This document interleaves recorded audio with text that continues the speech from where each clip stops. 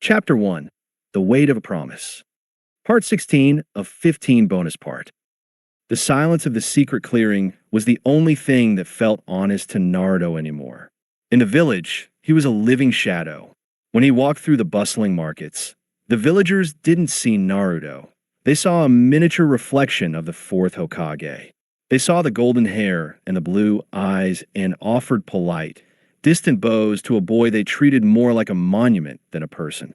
He was a prince with no kingdom, a son with no seat at the table. Even the one bridge he had to the world was crumbling. Itachi, the boy who had raced him through the streets while the world ended, was now a legendary shinobi in his own right. Itachi moved through the upper echelons of the ANBU, his time consumed by secrets and shadows that Naruto wasn't allowed to touch. When they did cross paths, the gap between them felt like a canyon. Itachi was a weapon. Naruto was a student of dusty laws he had no desire to enforce. Discarded, Naruto whispered to the trees, the word feeling heavy on his tongue. He gripped the spear Jiraiya had given him years ago.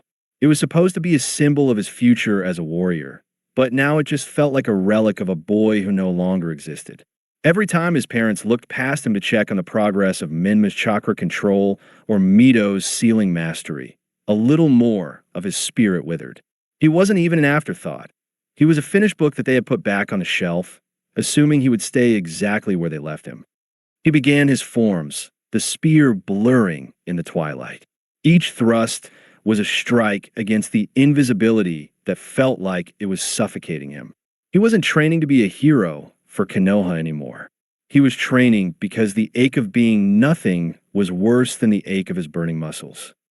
As the sun dipped below the horizon, casting long, jagged shadows across the training ground, Naruto made a silent vow. If Konoha only saw him as a ghost of his father, then he would find a place where they saw him for his own steel. He didn't know yet that the tomorrow his father promised would never come, but he was starting to realize he didn't want to be there when it didn't. Chapter 2. The Sound of Silence.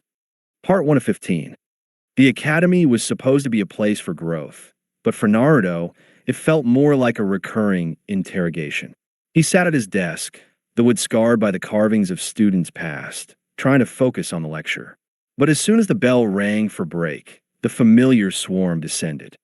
"Hey Naruto, is it true Minmakuin can already use a C-rank jutsu?" One classmate asked, leaning over his desk. "My dad says Mito-chan's chakra reserves are off the charts." Another chimed in, eyes gleaming with a strange secondhand pride. "What's the Hokage-sama planning for their birthday next month? It's going to be a huge village festival, right?" Naruto kept his smile fixed in place, a mask he had perfected over 6 years. "I'm sure it'll be great," he said, his voice level. Inside, he felt a hollow ache. He was an Uzumaki.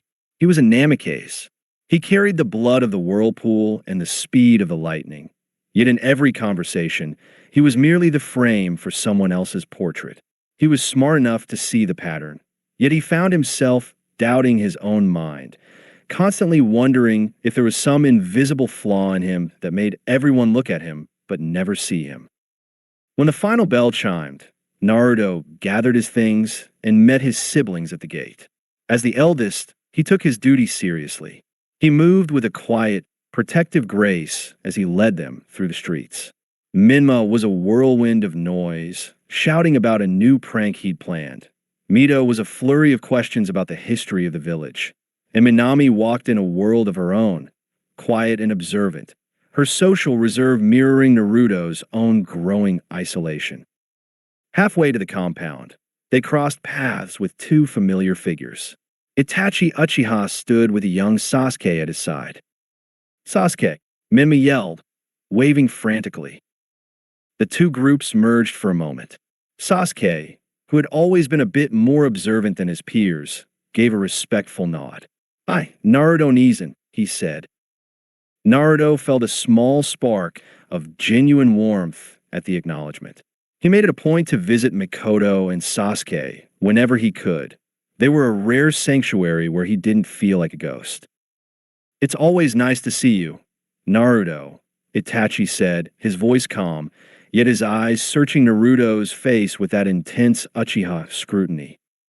"I was starting to think you forgot about me," Naruto replied. It was a casual remark, meant to be light, but Itachi flinched, a microscopic hitch in his composure that only Sasuke was close enough to see. Naruto didn't notice. He wasn't truly looking into Itachi's eyes. He was staring in the direction of his friend, his gaze unfocused. He realized the irony then. He was treating his best friend the same way the village treated him. He was looking at where Itachi should be, rather than who he was. Once they reached the front door of Inameke's estate and the younger siblings shuffled inside, Naruto turned to head back out toward his secret clearing. He needed the silence. He needed the spear. "Naruto Nizan." He stopped, turning to see Minami standing in the doorway. She was clutching her bag, her eyes hesitant. Can I come with you? I need help with my homework and the house is so loud." A genuine, gentle smile broke through Naruto's mask. Of all the siblings, Minami felt the most like him, a quiet observer in a house of giants. "Of course, Minami," he said softly. "You're free to join me whenever. Go grab what you need. Don't rush. I'll wait patiently right here." Minami's face lit up, a rare, bright excitement washing over her features. Without a word, she spun around and sprinted up the stairs to gather her books, her footsteps echoing with a joy that Naruto hadn't felt in a very long time. Part 2 of 15. Minami reappeared in the doorway in record time, her bag already slung over her shoulder. She moved with a purpose that made Naruto suspect she had been waiting for this opportunity since breakfast. He offered a small chuckle, stepping back to let her lead the way. As they walked through the bustling streets of Konoha, Naruto turned his attention fully to his youngest sister. "So, tell me," he said, his voice warm. "How was your day? I haven't heard much about your lessons lately." Minami's usual reserve melted away. She talked about her dual training sessions with Jiraiya and Tsunade, her eyes widening as she described the grueling physical conditioning. "Tsunade-sama says a medic who can't dodge is just a liability," she explained, mimicking the Sannin's stern tone. "And Jiraiya-sama makes me practice my balance on the water for hours. It's different from the academy. There we just sit and listen to history we already know. It's boring, Naruto Nizan. The academy builds the mind, but the Sannin build the soul," Naruto mused. He stopped at a small stall, the steam of cooking sweets rising into the air. "2 sticks of dango, please." He handed the treat to Minami, knowing dango and apples were the only things that could truly win her over. She took a bite, the sweet glaze catching the light, and her expression softened into pure contentment. By the time they reached the Hokage monument, the climb had become a familiar ritual. They scaled the mountain path until they were perched atop the stone head of the third Hokage. From up here, the village looked like a toy set, the lights beginning to flicker on as the evening approached. "What about you?" Minami asked, swinging her legs over the edge of Hiruzen's stone brow. "You always talk about him, Lord Third. Was he really as great as the books say?" Naruto's gaze drifted to the stone features beneath them. "Better," he said softly. "He didn't just teach me how to hold a spear or a bow staff. He taught me that being a shinobi isn't just about the jutsu, you know. It's about the people you choose to protect. He was the only one who, well, he was a great man." They spent the next few hours huddled over Minami's scrolls. The grand project of the term was an autobiography of Hiruzen Sarutobi, a 10-page assignment meant to take 3 months of research. With Naruto's first-hand accounts and the deep history he had memorized from the clan books, the ink flowed across the parchment like a river. By the time they finished, the scroll was a staggering 60 pages long, filled with details of the Third's philosophy and private moments that no textbook could ever capture. The sun began its slow descent, painting the sky in violent streaks of violet, orange, and deep crimson. Naruto watched the horizon, the beauty of the sunset tempered by the internal clock he kept for his family. "Look at that," Naruto whispered, gesturing to the fading light. "It's nearly 7. Dinner starts in 30 minutes, and I promised you'd be home in time for your schedule." Minami looked at the massive scroll they had completed, then up at Naruto. For a moment, she didn't look like a prodigy or a golden child. She just looked like a little girl who was grateful to be seen. "Thank you, Nizan," she said, her voice barely a whisper against the wind. "For everything." Naruto stood up, offering his hand to help her. "Let's get you back. You need to be in bed by 10, and Mom will have my head if you're late for the table." They began the trek down as the first stars emerged, leaving the stone face of the third Hokage to watch over the village in the gathering dark. Part 3 of 15. Before they could begin the descent, Minami's eyes twinkled with a sudden, mischievous spark. She didn't head for the stairs. Instead, she bounded across the stone crevice and leaped onto the broad, flat forehead of the fourth Hokage's monument. "One more thing," she called out, her voice light and challenging. She began a rhythmic step, her small feet tapping against the stone in a playful cadence. "Join me for just 3 minutes, Naruto Nizan. I know you love to dance." Naruto froze, a flush of heat creeping up his neck. It was a secret passion, one he rarely indulged in because shinobi were supposed to be rigid and stoic, and because his parents were always watching for the prodigy in him, not the artist. But here, with Minami, the mask felt heavy and unnecessary. He let out a laugh, not the polite, quiet chuckle he used in the village, but a deep, resonant sound that felt like the truest essence of his soul. It was a beautiful, jagged noise, and Minami delighted in it. To her, that laugh was the sound of her brother finally coming home to himself. Naruto joined her, his movements fluid and surprisingly graceful. They spun and stepped in a silent duet, their shadows stretching long across the carved stone features of their father. For those 3 minutes, the weight of the village and the neglect of their home vanished. But in the middle of a wide spin, disaster struck. Minami had channeled chakra to her soles to maintain her grip, but the weathered stone of the monument's edge was old. A jagged chunk of the Hokage's hair suddenly chipped away beneath her weight. She didn't scream. She didn't panic. As the gravity took her, she simply looked up at Naruto, her eyes wide with a quiet, startled surprise as she began to plummet toward the village below. Naruto's reaction was instantaneous. He didn't think he moved. He threw himself off the ledge, his body cutting through the air like a falling star. He caught her mid-fall, tucking her small frame securely against his chest.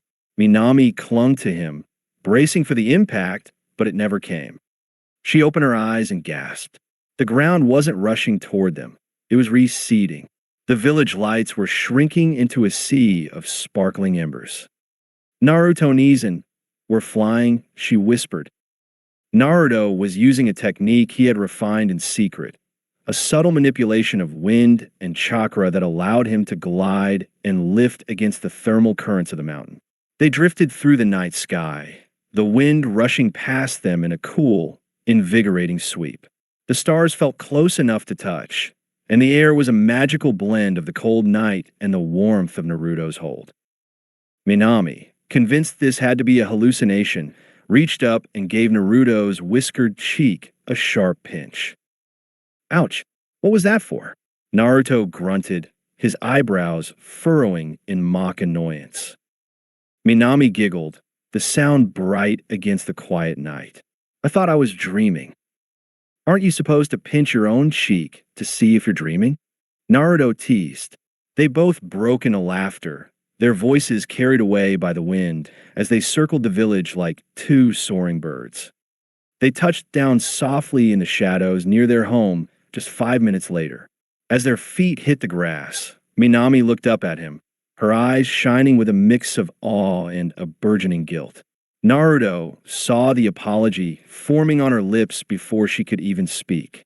He reached out, gently ruffling her hair to scatter her worries. "You are so caring, Minami," he said, his voice a soothing hum. "But let's keep what happened tonight a secret between us. You have nothing to worry about. I will always protect you. That's what a big brother is for. You're safe when you're with me, and you have nothing to feel guilty about." Minami's smile returned, radiant and full of trust. With a massive scroll tucked under her arm and a secret tucked in her heart, she turned and walked toward the front door, ready to face the world again. Part 4:15. The heavy oak door creaked open, admitting the cool night air and the two siblings. Immediately, the scent of savory grilled fish and miso soup enveloped them, a warm, domestic embrace. Kushina appeared from the kitchen, wiping her hands on a pale green apron. "Welcome home, you two. You're just in time," she said, her red hair swaying as she leaned over to press a quick kiss to Minami's forehead. "Go on, wash up quickly. Your father is just plating the food." Minato was visible through the archway, moving with the same efficiency in the kitchen that he used on the battlefield, though currently, his only weapon was a pair of long cooking chopsticks. Naruto gave a polite nod and steered Minami toward the stairs. They split up to the two bathrooms, the sound of splashing water and the hum of the house filling the silence between them. When they descended, the scene was one of pure, chaotic domesticity. Everyone was dressed in comfortable loungewear and pajamas. Kushina sat at the head, beaming as Minato set a steaming bowl in front of her. "Thank you, Minato-kun," she chirped, pulling him down by the collar for a quick, loving kiss that made Minma make a loud, theatrical gagging noise. "You, Mom, not at the table," Minma shouted, nearly knocking over his orange juice as he mimed sticking a finger down his throat. "Oh, hush you," Minato laughed, ruffling Minma's gravity-defying blonde hair before taking his own seat. "So let's hear it. How was everyone's day?" Minma didn't need a second invitation. He launched into a high-energy retelling of their afternoon training, using his chopsticks to demonstrate a super-fast punch that almost sent a piece of fish flying onto Mito's lap. And then Mom showed us how to channel chakra into the ground to make it crack. It was awesome. Mito rolled her eyes, poking at her rice with a bored expression. Yeah, training was fine. But academy? Total snooze fest. The teacher spent 40 minutes talking about supply lines during the Second War. I almost fell asleep on my desk. She leaned back, stretching her arms wide until she accidentally elbowed Minma, sparking a brief, whispered shoving match between the two. Kushina's gaze eventually drifted to the youngest. "And what about you, Minami? You were out quite a while today." Minami's posture straightened. She stole a brief, flickering glance at Naruto, a silent check-in. "It was good, Mommy," she said, her voice carefully neutral. "I explored the village a bit, and then worked on my autobiography project. It's a lot of writing." She kept it brief, honoring the silent pact she had made on the mountain. She didn't mention the flying, the laughter, or the 60 pages of history. She simply took a bite of her dango-flavored dessert, her secret safe behind a mask of childhood innocence. Throughout the meal, Naruto remained a quiet observer. He laughed when Minma made a joke and nodded when Mito complained, but he felt like he was watching a play from the back row. Once the last dish was cleared and the goodnights began to echo through the hall, Naruto made his escape. His bedroom was at the very end of the hall, the furthest from the master's suite. As he pushed the door open, the contrast was striking. While the rest of the house was cluttered with family mementos, vibrant rugs, and the remnants of his siblings' toys, Naruto's room was a study in minimalism. It was clean, spare, and almost entirely empty. A bed, a desk, and a single wardrobe. No posters, no trophies. He sat on the edge of the mattress, the silence of the room ringing in his ears. He reached into his desk drawer, pulling out a small, leather-bound folder.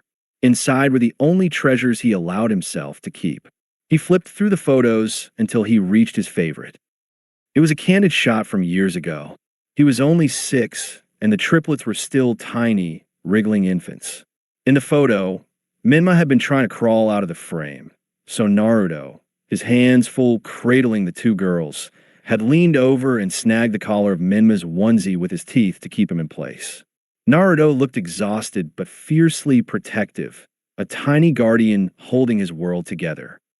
A faint, bittersweet smile touched his lips. He traced the faces of his siblings with a thumb. "I'm still here," he whispered to the empty room.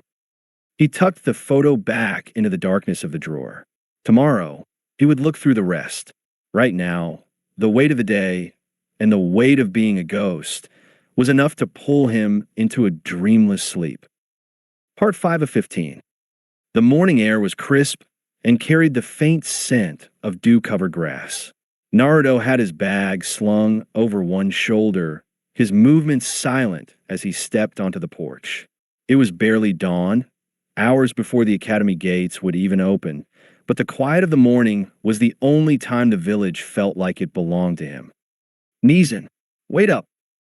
Naruto paused, looking up to see Minma leaning out of his second-story window, his blonde hair even messier than usual. Minma didn't know why, but seeing Naruto standing alone in the yard, looking like he was about to disappear into the fog, gave him an unsettling feeling in his chest, a strange, heavy tug he couldn't explain. It's early, Minma. Go back to sleep, Naruto called up softly. No way. I'm coming with you. Naruto waited patiently, leaning against the gate as he heard the muffled thumps and crashes of Minma scrambling to find his sandals and gear. 10 minutes later, the younger boy burst through the front door, panting but wearing a determined grin. They walked to the local park in a comfortable silence. The playground was a ghost town, the equipment shimmering with morning frost. Minma immediately bolted for the swings, the chains rattling in the quiet air. I bet I can swing higher than you, Minma challenged, pumping his legs with reckless abandon. Naruto sat on the adjacent swing, matching his brother's rhythm. They swung in sync, the arc of their movement growing higher until they were nearly horizontal with the top bar. The sun began to creep over the horizon, turning the sky into a pale, dusty pink. Now, Minma yelled. They both launched themselves into the air. It was a moment of pure weightlessness. Naruto adjusted his center of gravity mid-flight, sticking a perfect three-point landing in the sand. Minma tumbled into a roll a bit shorter. 1.5 feet. I win, Naruto teased, offering a hand to pull his brother up. Again, Minma scrambled back, his competitive spirit fully ignited. This time, Naruto stood behind him, giving him powerful, steady pushes. Minma threw his head back, laughing as the wind rushed past his ears. Higher, Neezen. Push me higher. I'm gonna fly over the fence. With one final, massive shove from Naruto, Minma launched. He soared across the playground, a blur of orange and blonde, landing well past Naruto's previous mark. He stood up, shaking the sand out of his hair with a triumphant roar. Did you see that? I crushed it. As the sun rose fully, the brothers began the walk to the academy. They were the first ones there, sitting on the entrance steps as the village slowly woke up. An hour later, the quiet was broken by the arrival of the other students. Kushina walked up with Mito and Minami in tow, her red hair a vibrant beacon in the morning light. The family dynamic shifted instantly as the groups merged. Sasuke Uchiha arrived, and Minma immediately ran over to him, the two of them falling into a familiar, competitive banter. Ino Yamanaka intercepted Mito, and they were quickly joined by Sakura Haruno, their high-pitched chatter filling the courtyard. Minami stood to the side, looking at the bustling crowd with her usual quiet reservation. She started toward her classroom alone, her head slightly bowed. Naruto didn't hesitate. He fell in a step beside her, offering a silent, reassuring presence. Have a good class, Minami, he said softly as they reached her door. She looked up at him, her eyes softening. You too, Naruto Neezen. With a final nod, Naruto turned and headed toward his own wing of the building. The morning of laughter and swings already felt like a distant memory, replaced by the familiar, cold sensation of being just another face in the hallway. Part 6 of 15. As the month progressed, the atmosphere in the village shifted from a calm autumn to a fever pitch of preparation. The October 10th festival was no longer just a celebration of the village's resilience after the Kyuubi attack. It had become a de facto celebration of the Golden Trio. Posters were plastered on every stone wall, announcing a grand ceremony at the Hokage monument. The shops were stocked with orange and red streamers, the colors of Inamike's and Uzumaki clans. Naruto watched it all from the sidelines, feeling like an uninvited guest at his own party. After all, October 10th was his birthday too. Naruto, make sure you move your training gear to the shed, Kushina said one afternoon, her voice distracted as she directed a team of genin who were delivering crates of supplies to the house. We need the extra room in the foyer for the visiting dignitaries.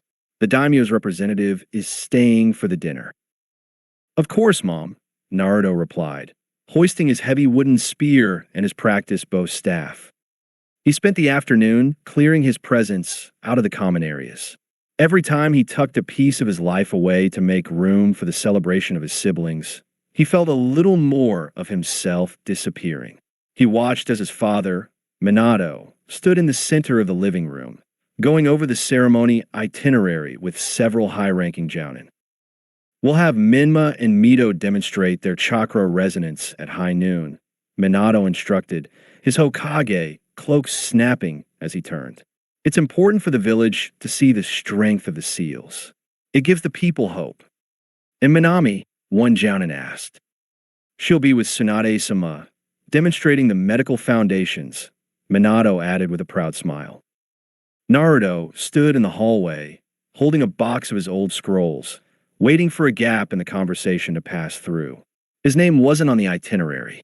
There was no Naruto in the demonstration or the speeches. To the village council and the planning committees, he was simply the eldest son who would be standing in the background, a silent support for the heroes of the day. Later that night, the house was finally quiet, save for the scratching of a pen.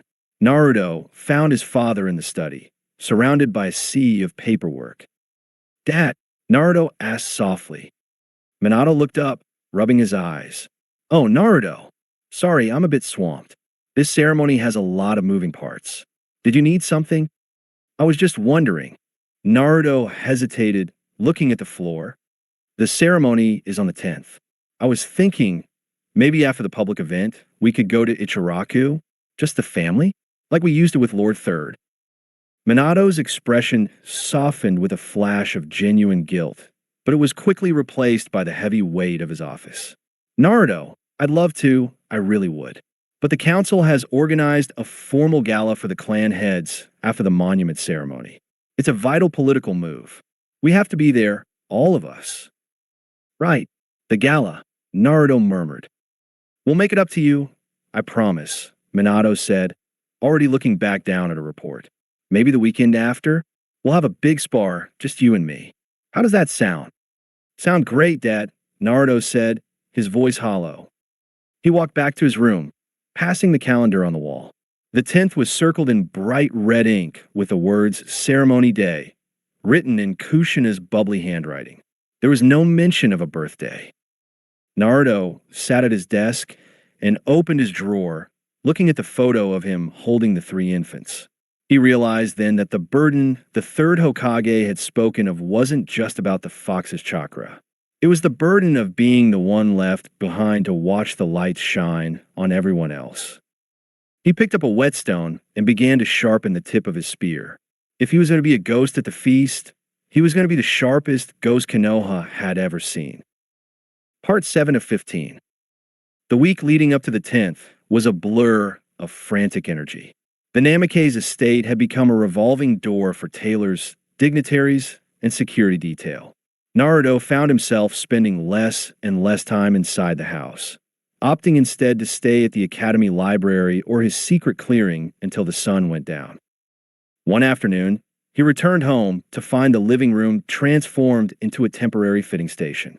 Minma was standing on a stool, grumbling as a tailor pinned a formal, high-collared white tunic with the Uzumaki swirl emblazoned on the back.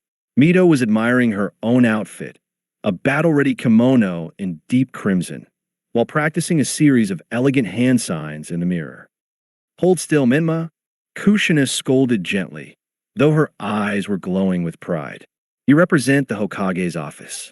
You can't look like you just rolled out of a training pit. But it's itchy, Mom. Minma whined, spotting Naruto in the doorway. Nizan, tell her I look fine in my regular gear. Naruto set his bag down quietly. Kushina turned, noticing him for the first time. Her expression shifted into one of mild realization. Oh, Naruto, I'm glad you're back. We need to check your measurements for your formal robe. It's the same dark blue as last year, but I think you've grown an inch. I can just wear the one from the last council meeting, Mom, Naruto said, his voice even. It still fits. Nonsense, she replied, already guiding him toward the tailor. You'll be standing right behind your father during the proclamation. The cameras will be everywhere. As the tailor worked, Naruto looked at his siblings. They were vibrant, loud, and full of life, the literal center of the village's hopes. He realized then that his formal robe was designed to blend into the shadows of the Hokage's cloak. He wasn't being dressed to be seen. He was being dressed to be a dignified background. Naruto-kun, a soft voice called. He looked down to see Minami standing by his side. She wasn't wearing a flashy outfit yet. She held a small, crumpled piece of paper in her hand. When the tailor stepped away to grab more pins, she pressed it into his palm. "What's this?" he whispered. "It's a list," she breathed, her voice barely audible over Mito's laughter. "Of all the things we're going to do after the boring gala. Just us. I saved my allowance to buy the good fireworks." Naruto felt a sudden, sharp lump in his throat. He looked at the list. 1. Eat extra spicy ramen. 2. Set off the big sparkles. 3. Look at the stars from the mountain.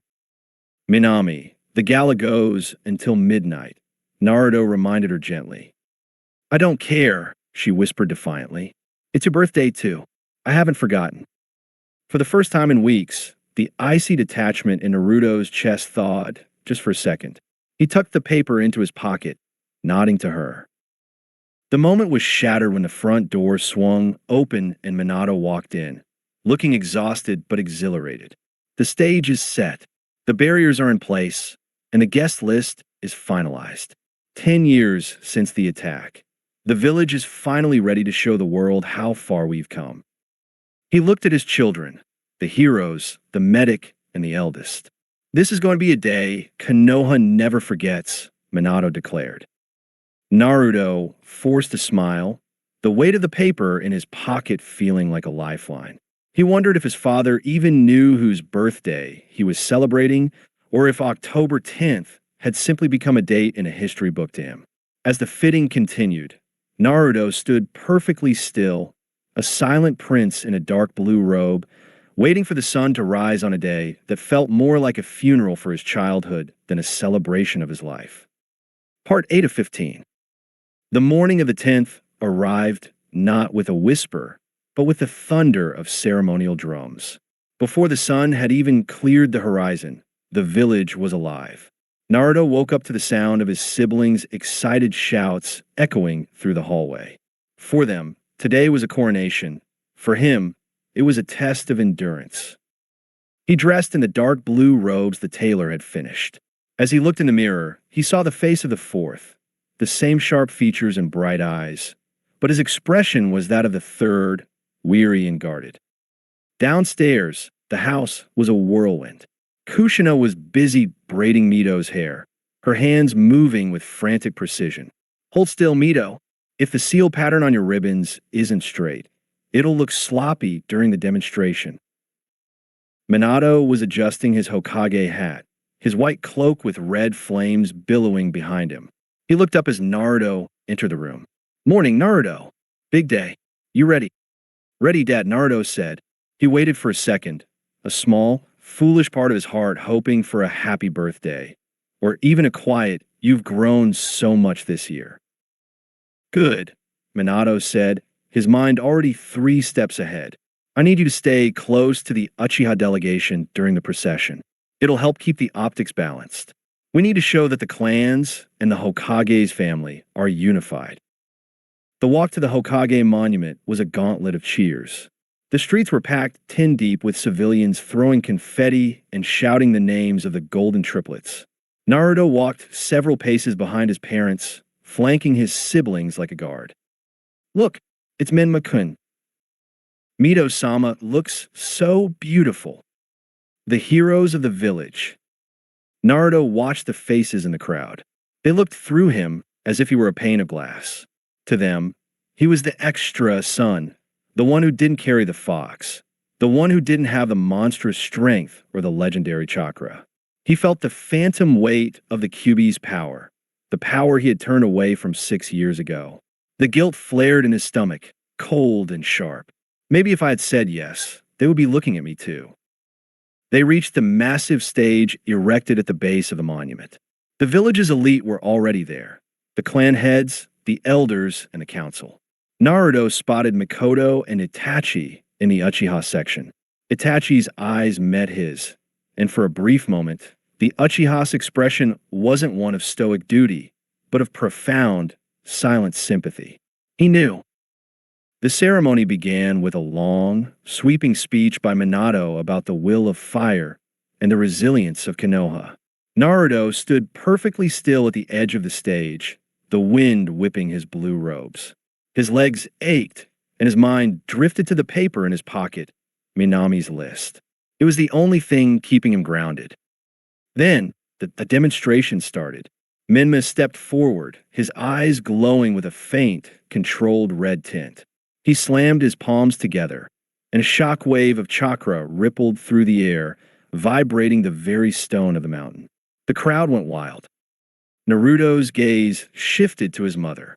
She was watching Menma with a look of such absolute, unfiltered adoration that it felt like a physical blow to Naruto's chest. He realized, with a sinking finality, that he could train with his spear until his hands bled, he could fly through the clouds, and he could memorize every law in the land, but he would never be able to produce that look on her face. He wasn't the hero. He was the survivor who had cost him a legend. As Mito stepped up to showcase her intricate sealing chains, Naruto felt a small hand brush against his own. He looked down to see Minami, who was waiting for her turn. She didn't look at the crowd. She looked only at him. Soon, she mouthed silently. Naruto squeezed her hand once, a brief spark of warmth in the middle of the cold, public spectacle. He took a deep breath, steeling himself for the hours of political theater yet to come. The sun was high, the cheers were deafening, and Naruto Namikaze had never felt more invisible. Part 9 of 15. The atmosphere in the square shifted from celebration to sheer disbelief as the chakra affinity testing began. One by one, the triplets gripped the special induction paper. When Menma and Mito held theirs, the paper didn't just react. It disintegrated, charred, crumbled, dampened, and sliced all at once. All 5 natures. The head elder gasped, his voice carrying over the speakers. At only 6 years old, it's a miracle of the heavens. Minami followed, her paper splitting, soaking, and then igniting. 3 natures. Even as the least of the 3, she was a generational genius. The crowd's roar was a physical force, a tidal wave of adoration that seemed to shake the very foundations of the village. But for Naruto, the true blow was yet to come. Minato stepped forward, his voice booming with the authority of a Hokage and the pride of a father. Today, we do more than celebrate survival. We look to the future. It is my honor to announce Menma Namikaze as the heir to the Namikaze clan and Mito Uzumaki as the future head of the Uzumaki clan. The words felt like a physical execution. Standing in the shadow of the stage, Itachi Uchiha felt his blood run cold. He had spent nights in the archives with Naruto, helping him study the ancient laws of the great clans. He knew exactly what this meant. In the traditional laws of the Land of Fire, for a firstborn to be stripped of their birthright, not by choice but by decree, it was legally equivalent to an exile. Itachi's eyes narrowed, his Sharingan subconsciously flickering. They're erasing him, he thought bitterly. Naruto worked until his fingers bled to master the administrative rights of both clans. He didn't give this up. They took it to polish the image of their heroes. Naruto felt his heart fracturing, the cracks spreading until he felt hollow. He had spent years being told to study the laws and prepare for the administration. It was the only thing he had left, the only proof that he held a place in this family. Now, even that was gone. He was a prince without a name, a shinobi without a legacy. Minami, standing near the center of the stage, began to tremble. Her sensory abilities, honed by the Sannin, were far more acute than her siblings. She could feel it, a cold, crushing weight radiating from Naruto. It wasn't anger. It was the sound of a soul going quiet. She looked at him, her eyes pleading for him to say something, to do something, but he stood like a statue. Seeing his sister shaking, Naruto's own agony flickered and died, replaced by a fierce, protective instinct. He realized she was on the verge of a breakdown in front of the entire village. He forced the shattered pieces of his heart to hold together for just a few more minutes. He caught Minami's gaze and offered a soft, reassuring nod. He forced a look of pure pride into his eyes, silently telling her, "It's okay. I'm proud of you. Don't let them see you cry." The final crescendo arrived as Jiraiya and Tsunade stepped onto the stage, unrolling two massive scrolls. "Minami Uzumaki Namikaze," Tsunade announced, her voice uncharacteristically thick with emotion. "You are the first in history to be offered both the Toad and Slug contracts." Minami signed the scrolls with a trembling hand. As the crowd erupted in a final, deafening cheer, she looked back at Naruto. She let out a high, melodic laugh, waving to the villagers with a bright smile. To the world, she looked like a girl overjoyed by her destiny. Only Naruto, and perhaps Itachi, could see the tears shimmering in her eyes, held back only by the strength her brother had loaned her. The ceremony was over. The legends were born. And in the corner of the stage, the boy who should have led them all began to fade into the background, invisible once more. Part 10 of 15. The gifting ceremony was held in the grand hall of the Hokage estate, where mountains of silk-wrapped boxes threatened to touch the ceiling. The triplets were the focal point, required to open 9 prestigious gifts before the public eye. Naruto, despite being stripped of his heirship, was still the eldest son, and protocol demanded he open his gifts alongside them. While the triplets received legendary blades, rare chakra-conductive jewelry, and high-tier sealing scrolls, Naruto moved through his with a quiet, practiced dignity. The Fire Daimyo gifted him a ceremonial silk kimono of exquisite quality, a beautiful, if empty, gesture of status. From the Uchiha, Mikoto, and Itachi had sent a specialized set of weighted training gear and a scroll on advanced spear and shuriken coordination. It was personalized, a silent acknowledgement that they saw his hard work. Finally, Naruto reached his 9th gift. The tag bore the seal of the Senju clan. Naruto glanced at Tsunade. The legendary Sannin looked genuinely baffled, her brow furrowed, as if she hadn't authorized any clan gift for the boy. Naruto's eyes shifted to Minami. She was vibrating with excitement, her face practically glowing. When Naruto pulled the velvet cover off the large frame, the entire hall fell into a stunned silence. It was a painting, but painting felt like a pale word for the masterpiece it was. It depicted Naruto, not the quiet boy in the hallway, but a divine protector. He was standing atop a sea of churning clouds, his spear leveled with terrifying confidence. Opposite him was a massive, golden Buddha and a 4-winged dragon of mythic proportions. The detail was so realistic that the observers felt they could hear the roar of the dragon and the whistle of the wind. It was a frozen moment of a god-tier battle, and at the center of it all, Naruto looked like he belonged. It's magnificent, Kushina whispered, her eyes wide. For a fleeting second, she looked at the painting, then at her son, as if trying to reconcile the two. The final event of the night was the summoning demonstration. The crowd moved to the massive training grounds outside the estate. The air was cool, the moon hanging heavy in the sky. Minami stepped into the center of the clearing, the weight of thousands of eyes pressing down on her. She looked small in the center of that vast space. Her hands trembled as she began to cycle through the seals. She looked at the VIP balcony, her eyes finding Naruto. He didn't cheer like the others.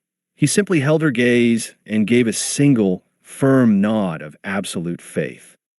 Fight for what you deserve. His voice echoed in her mind from their talk earlier that week. Announce your presence to the world. Minami took a deep breath. She didn't choose between the slug and the toad. She bit both thumbs, blood welling. In her right hand, she formed the contract seal for the toads. In her left, the slugs. She's doing both? Jiraiya gasped, standing up so fast his chair toppled. That's impossible. The chakra drain alone would kill a Jonin. But Minami didn't stop. She flared her chakra, the golden red hue of her heritage erupting in a pillar of light that reached toward the stars. Her reserves, bolstered by the fox's lingering influence and her own sheer willpower, hit heights that defied logic. Twin summoning jutsu, she screamed, slamming both palms onto the earth. A titanic explosion of smoke engulfed the grounds. The shockwave knocked the hats off the front row elders. As the smoke cleared, two gargantuan silhouettes loomed over the village. To the left stood Gamabunta, the chief toad, puffing a massive pipe, his scarred eye scanning the crowd with irritation that turned to shock when he saw the little girl at his feet.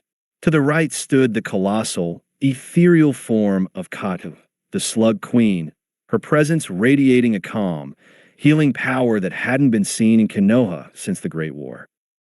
The silence that followed was absolute. Then the village erupted.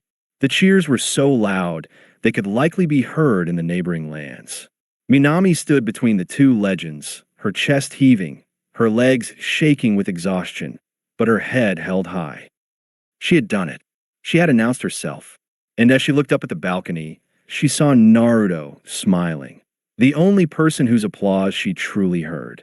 The night was a spectacle of heroes, and for one brief moment, the world was exactly as it should be. The final photograph of the night, captured by the official court photographer, served as a stunning study in genetic legacy and diverging paths.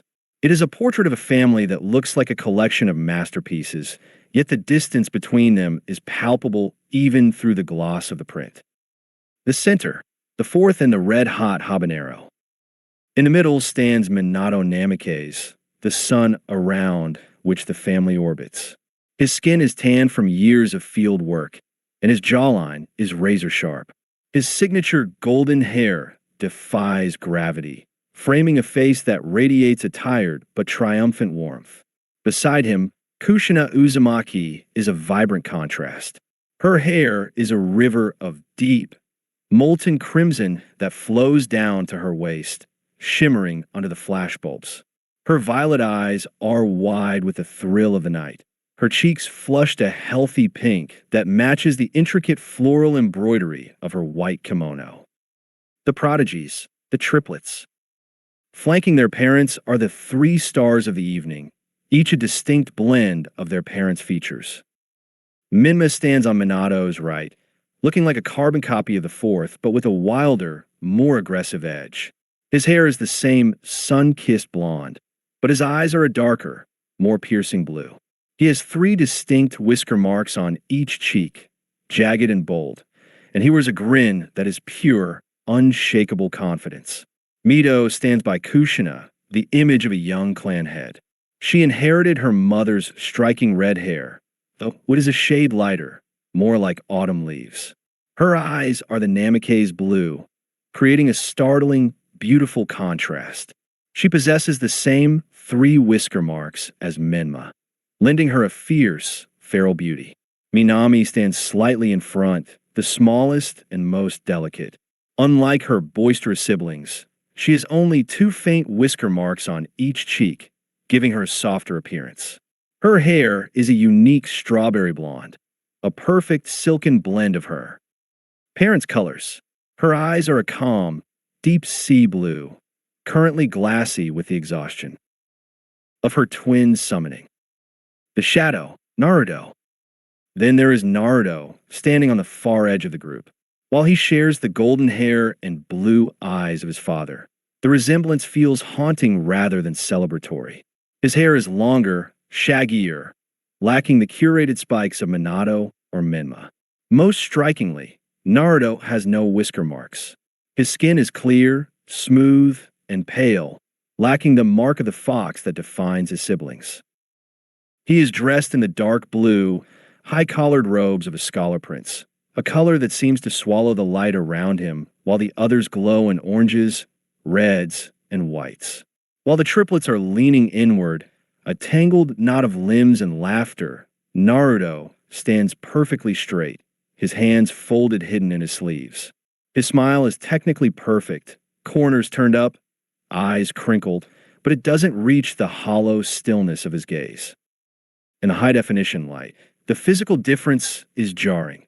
The triplets look like creatures of myth, marked by chakra and destiny.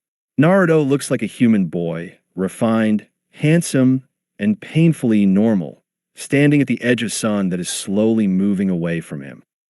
The adrenaline of the night vanished the moment the last dignitary stepped out of the estate. Minami's knees buckled, her strawberry blonde hair fanning out as she tilted toward the floor.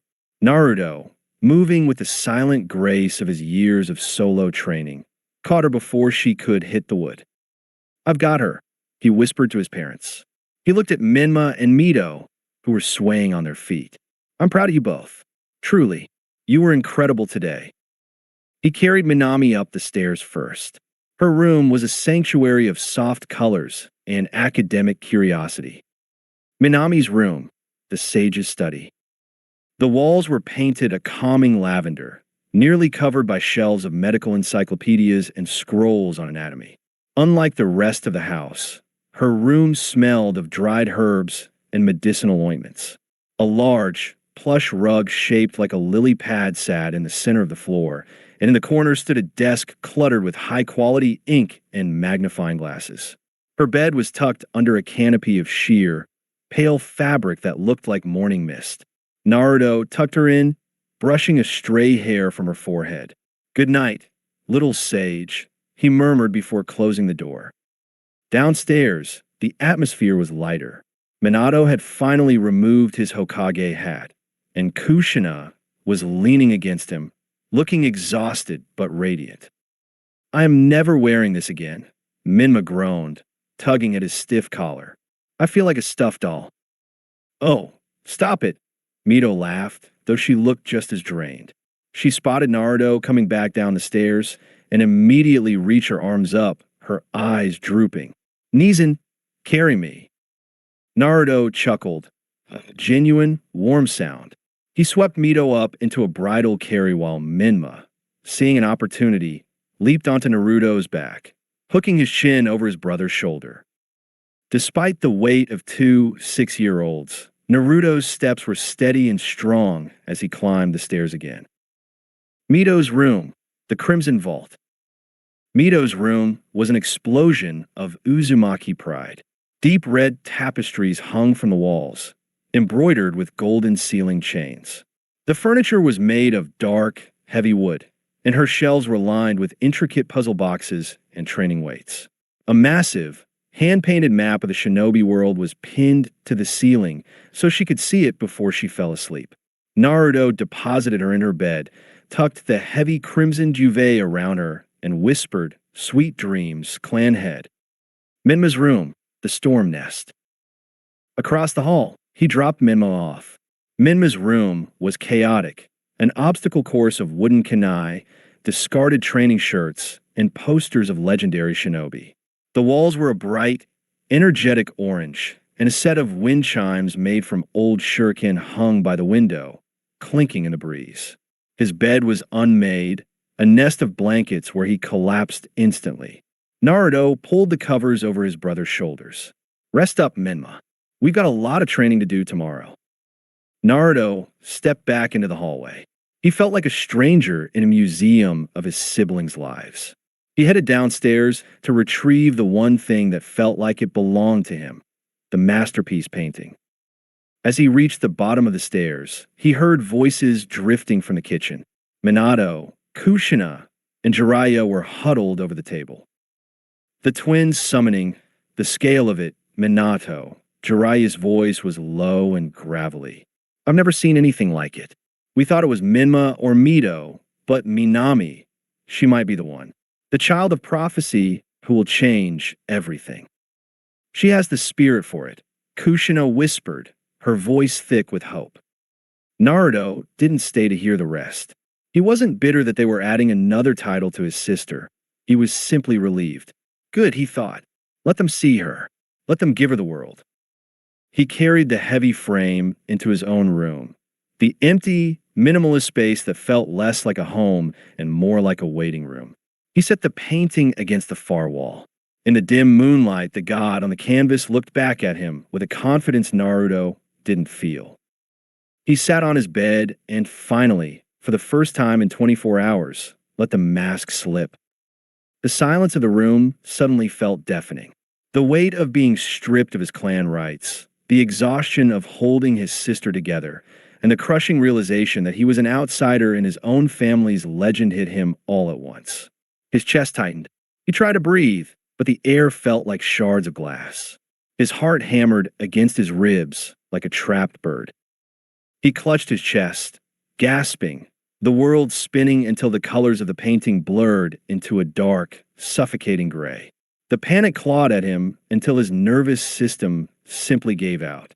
His eyes rolled back, and he collapsed sideways onto the mattress, passing out in a cold sweat before the first tear could even fall. Part 13 of 15. The 2 months following the birthday celebration were the quietest of Naruto's life. The village festival had been a grand success, but for the Namake's household, it had served as a final sorting. The golden triplets were now a cohesive unit of prophecy and power, their schedules dictated by a grueling rotation of Sannin-level training and clan rituals. Naruto didn't try to force his way in. He'd spent years standing on the periphery, reaching for hands that were always busy holding scrolls or molding chakra. The guilt from a night Hiruzen died, the night he chose his own fear over the village's greatest shield, had finally finished its slow work. It had hollowed him out until there was nothing left but a ghost. He stopped going to the academy. He simply woke up, waited for the house to empty, and stayed in the silence. The most jarring change was the teachers. Because of their status as the children of prophecy, the academy faculty was instructed not to mark Naruto's absences. They assumed he was being privately tutored alongside his legendary siblings. In reality, his name had simply fallen through the cracks of a busy administration. His parents were so consumed by the rapid growth of the triplets that they stopped checking his attendance records. To Minato and Kushina, Naruto was the responsible one, the one who didn't need to be watched. Minami was no longer his shadow. She was now constantly tethered to Minma and Mito. The three of them were a whirlwind of red, orange, and strawberry blonde, constantly practicing the Trinity resonance that Minato was developing for them. Minami would often look toward the stairs as they headed out, her eyes searching for her older brother, but Kushina would gently usher her along. Naruto is busy with his higher-level studies, sweetie, Kushina would say, her voice absent-minded. He's doing his part for the clan, just like you are. Naruto would watch them from the darkness of the upstairs hallway, his hand gripping the railing until his knuckles turned white. He watched them laugh, watched them fail, and watched them grow together. He began to spend his days in a state of catatonic stillness, staring at the masterpiece painting of himself. The god in the frame seemed to mock him now. That warrior had a purpose. That warrior was a protector. Naruto, however, was just a boy in a quiet house, waiting for a tomorrow that had long since been buried under the weight of his own perceived uselessness. The exclusion wasn't malicious, which made it hurt all the more. It was organic. They had simply outgrown the need for a brother who reminded them of the tragedy they were meant to overcome. Naruto was the memory of the attack. The triplets were the hope of the future. And in Konoha, hope always demanded the sacrifice of the past. Part 14 of 15. The decision didn't come in a flash of anger. It came in the cold, clear light of logic. Naruto looked at the walls of the Namikaze estate and realized he was a squatter in a monument. By law, he was no longer the heir. By blood, he was a reminder of failure. By choice, they had moved on. He packed his life into a single high-grade sealing scroll and a worn rucksack. He took the spear, his only true companion, and sat at his desk to write. The first letter was from Makoto and Fugako Uchiha. He thanked them for the sanctuary of their home.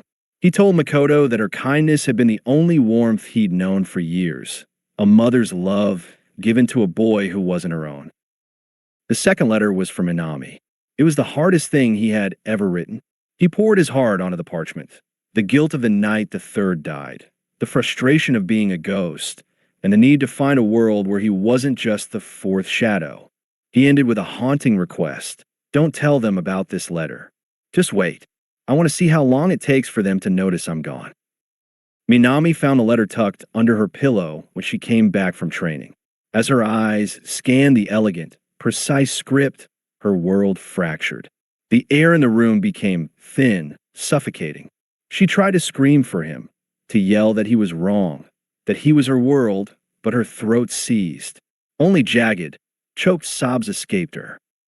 She hid the letter in the back of her desk drawer, her mind a blur of grief. Driven by a desperate, fading hope, she sprinted out of the house. She reached the front lawn, her eyes scanning the dark horizon for a golden head of hair that wasn't there. Her chakra, reacting to her immense emotional trauma, flared violently and then collapsed.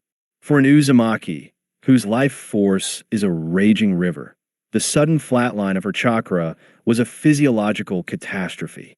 She fell onto the grass, unconscious before she hit the ground.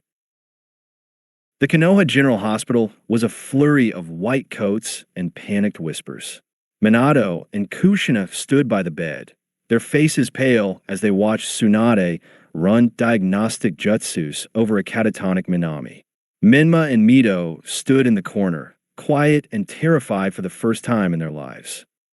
Her chakra coils are showing signs of extreme shock, Tsunade reported, her voice tight. It's like her system tried to burn through her entire reserve in seconds. There's severe strain on her brain and optic nerves.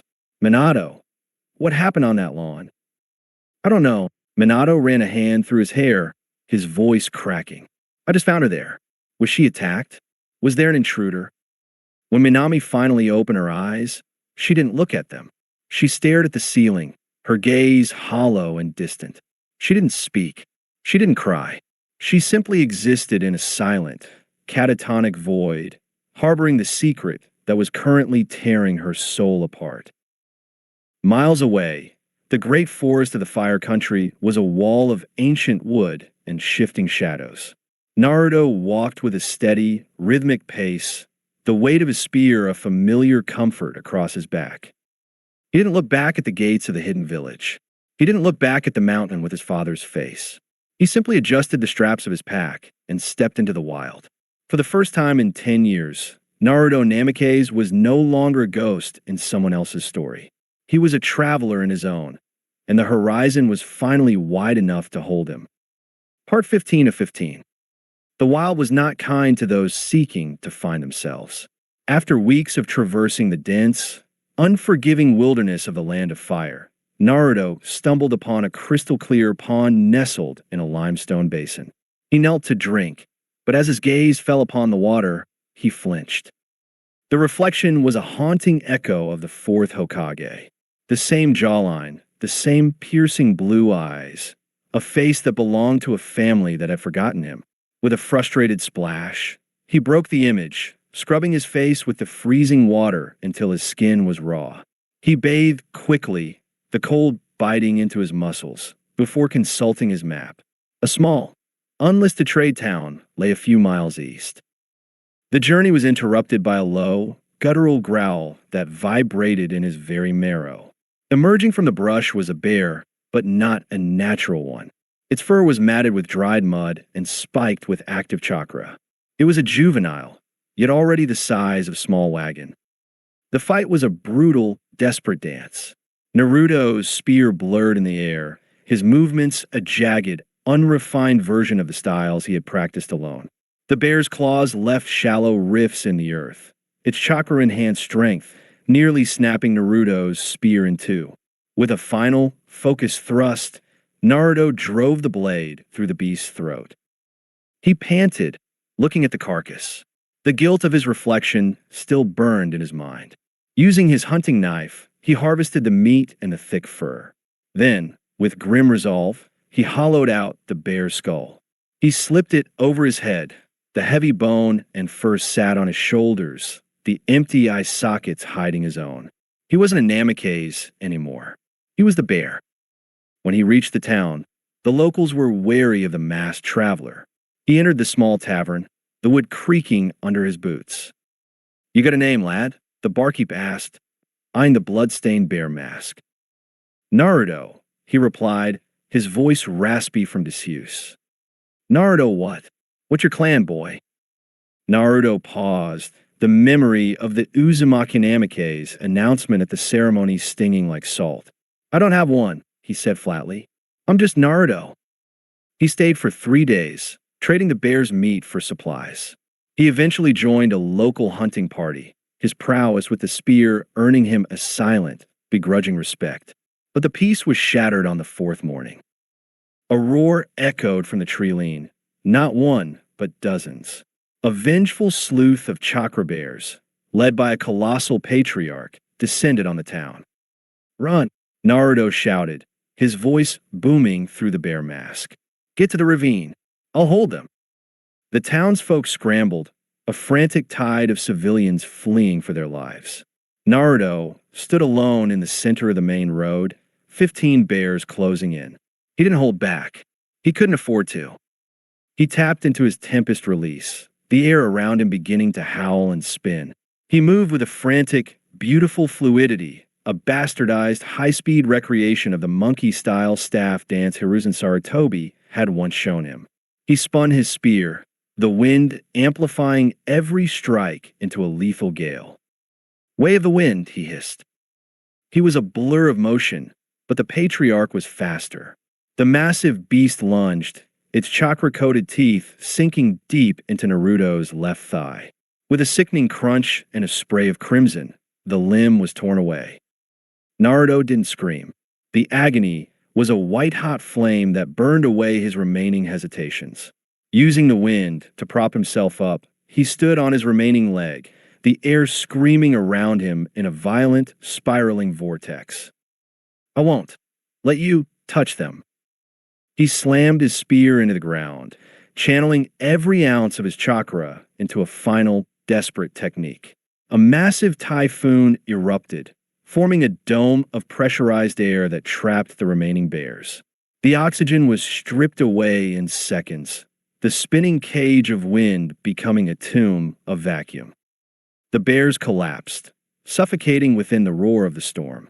As the last beast fell, the typhoon dissipated into a gentle breeze. Naruto's vision blurred, the world tilting as he fell back into the blood-stained dirt. He had saved them. He had been the protector the painting promised. As darkness took him, the bear mask finally slipped from his face, revealing a peaceful, whiskered-less boy who had finally found a purpose worth the pain.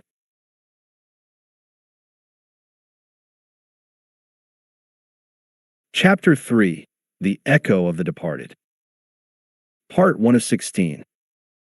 Life in the Namikaze estate continued with a rhythmic, hollow normalcy that made Minami feel like she was living in a ghost story.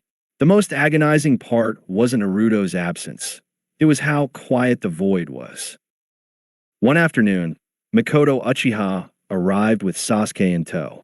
As the adults sat in the sunroom, Sasuke looked around the foyer, his brow furrowed. "Where's Naruto?" he asked bluntly. "I haven't seen him at the training grounds in weeks." Kushina didn't even look up from the tea she was pouring. She let out a small, airy laugh, the sound of someone perfectly content with her own assumptions. "Oh, you know Naruto? He's probably cooped up in the archives or doing some extra credit research for the academy. He's always been the studious one of the bunch. I'm just glad he's taking his responsibilities so seriously." The pride in her voice was a knife to Minami's chest. Beside Kushina, Mikoto Uchiha froze. Her hand trembled slightly as she set her teacup down. Her eyes met Minami's for a split second, and in that look, the secret was confirmed. Mikoto had received a letter too. The disappointment on the Uchiha matriarch's face was devastating. She looked at Kushina not with friendship, but with a profound, simmering pity. The next day, Minami didn't go to training. She slipped away to the Uchiha district, navigating the quiet streets until she reached the main manor. Mikoto was in the garden, staring at a small koi pond with a vacant expression. "Read it to me," Minami said, her voice cracking as she stepped into the light. Mikoto didn't ask who was there. She pulled a folded parchment from her sleeve, the edges slightly worn from being read too many times. "He thanked me," Mikoto whispered, her voice thick with unshed tears. "He said I was the only mother who truly saw him. He didn't say where he was going, Minami. He only said he couldn't stay in a house where he was an intruder." For the next few weeks, the Uchiha Manor became Minami's true home. Away from the suffocating happiness of her own family, she and Mikoto shared their grief. They were the only two people in the village who knew that the eldest son of the Hokage was gone, and the weight of that silence bonded them. During one of their quiet evenings, Minami finally found the courage to speak about the night of the collapse. "When I woke up in the hospital, everyone was gone," Minami started, her hands clutching her knees. They had gone to a celebratory dinner because Minma and Mito had mastered a new sealing technique. They thought I was just sleeping off exhaustion. She took a shaky breath. "I went to the bathroom to wash my face. I looked in the mirror, and I didn't recognize myself. My eyes, they weren't blue anymore." Mikoto's posture straightened instantly, her maternal warmth replaced by the sharp focus of a seasoned kunoichi. "Minami, look at me. Can you activate them at will? We need to understand what happened to you." Minami nodded nervously. She closed her eyes, focusing on the deep, cold ache that had settled in her chest the moment she read Naruto's letter. When she snapped her eyelids open, Mikoto gasped. The eyes staring back weren't the cerulean blue of the Namikaze. They were a vivid, piercing blood red, and centered within the pupil was a singular, elegant swirl pattern that pulsed like a heartbeat. Mikoto leaned in, her own Sharingan flickering to life to analyze the flow of chakra. She was baffled. The activation was identical to the Uchiha, a reaction to intense emotional trauma, but the structure was entirely different. It wasn't a Sharingan, it was something ancient, something that felt like it belonged to the very beginning of the Uzumaki lineage. "Mikoto-sama." Minami's voice was small, trembling with the weight of her new power. "Can you train me? I need to be strong. I need to find him." Mikoto looked at the girl, and for a haunting moment, the image overlapped with a memory of a blonde boy standing in this very garden, asking for the same chance to be seen. "Yes," Mikoto whispered, reaching out to cup Minami's cheek. "I will teach you everything I know. We won't let him be the only one who fights in the dark." Part 2 of 16.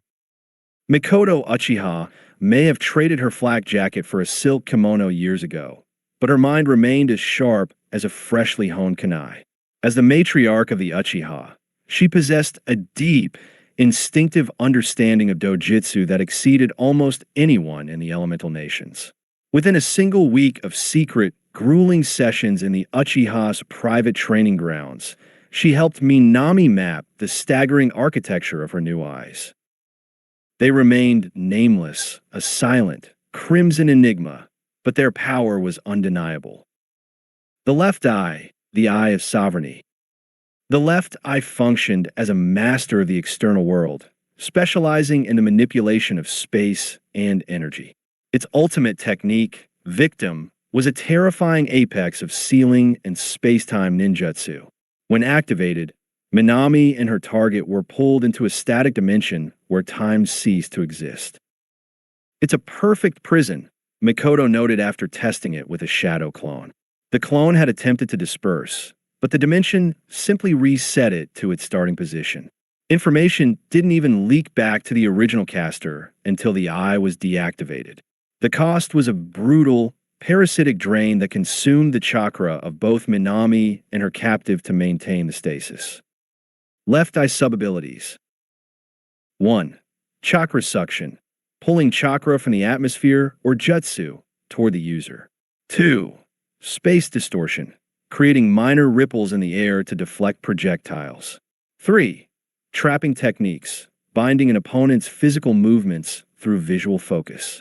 4. Chakra sensing, a passive, wide-range radar. 5. Energy flow manipulation, the ability to forcibly redirect the chakra within her own coils. 6. Healing, accelerating cellular regeneration through concentrated chakra. 7. Chakra absorption, draining energy through direct physical contact. 8. Hyperperception, a level of visual fidelity that defied logic. Minami could distinguish a single grain of salt from sugar in a mixed bowl, a feat even the Byakugan struggled with. The right eye, the eye of connection. The right eye was the mirror, focusing on the internal world, emotions, and the bonds between people. Its core ability, torment, was a testament to Minami's inherent kindness and her current grief. It allowed her to form a bridge between souls, distributing pain, physical and emotional, equally among herself and those she marked. It requires consent, Makoto observed, watching as Minami shared the ache of a training bruise with her. It's not a weapon of malice, but an anchor of empathy. Right eye sub-abilities. 1. Chakra sight, seeing the color and flavor of an individual's chakra. 2. Negative emotion sensing, picking up on malice, grief, or fear. 3. Weak spot detection, highlighting structural flaws in armor or gaps in a defense. 4. Pulse, ejecting concentrated chakra from the eye as a kinetic shockwave. 5. Emotion projection, projecting her own calm or resolve onto others to steady them. 6. Pattern recognition, instinctively predicting the next move in a repetitive sequence. 7. Shared sight, seeing through the eyes of those linked via torment, including audio. 8. Low light vision, amplifying the faintest spark of light into broad daylight. Though in total darkness, she remained blind. The cost of the truth. After the final test of the day, Minami stood in the center of the training field, her red eyes fading back to their natural strawberry blue. She was panting, her small frame trembling from the sheer output of power. "You have a treasure, Minami," Makoto said, her voice soft but grave. "But these eyes, they are born of the same tragedy that took Naruto. They are fueled by the heart." Minami looked at her hands. "Naruto Nizan asked you to train him once, didn't he?" Makoto's expression clouded with a bittersweet memory. "He did. He had the same look in his eyes that you have now. The look of someone who realizes the world isn't as bright as their parents promised it would be. I failed him by letting him go alone. I won't fail you." Minami nodded, her jaw setting with a newfound, ironclad resolve. "I don't care if they are cursed or divine. If these eyes can track his scent across the world, I'll use them until I go blind." The air in the room was thick with the scent of antiseptic and dried lavender. Naruto's eyes fluttered open, the ceiling a blur of whitewashed timber. He felt heavy, as if his veins were filled with lead, but the silence was peaceful.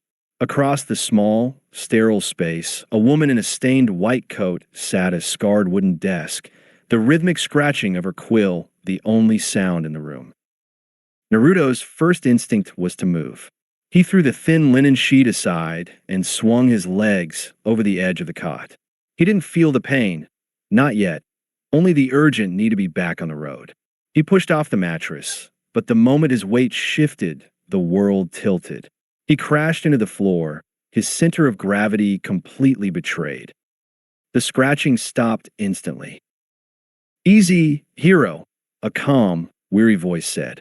Dr. Kagumi was at his side in seconds, her hands firm and surprisingly strong as she hoisted him back onto the bed. "You've been out for 2 days. Your body isn't quite the same shape it was when you arrived. Naruto looked down. His breath hitched. Where his left leg should have been, there was only a heavily bandaged stump ending just above the knee. The phantom sensation of his foot itching was so vivid it made his head spin. The patriarch's bite, Kagumi said, her eyes softening behind her spectacles. The chakra route was spreading too fast. If I hadn't taken a leg, the infection would have taken your life. I'm a country doctor, Naruto. I don't have the medical ninjutsu of the great villages. I did the best I could. Naruto stared at the space where his limb used to be. No leg, no clan, no family. He should have felt devastated, but instead, a cold, sharp clarity settled over him. This was the price of his choice. The people, Naruto rasped, his voice sounding like grinding stones. Safe. Every last one of them, Kagumi replied. They've been taking turns standing outside this door. They brought you food, new clothes, and even gold, though I told them you weren't awake to spend it. They saw the way of the wind, Naruto. They know a godsend when they see one. I'm no god, Naruto muttered. He reached for his spear, which was leaning against the wall. He used the shaft as a makeshift crutch, dragging himself upright. His muscles screamed in protest, but he forced his body to obey. He couldn't stay here. Gratitude was a debt he didn't want to owe, and Naruto was a name he still wanted to keep hidden. The town of Oakhaven was bathed in the golden light of late afternoon.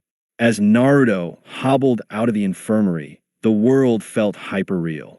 He could smell the wood smoke from the chimneys and hear the distant hammer of a blacksmith. The townspeople stopped what they were doing. A group of children playing in the dirt froze, staring at the boy with the bearskin cloak and the missing leg.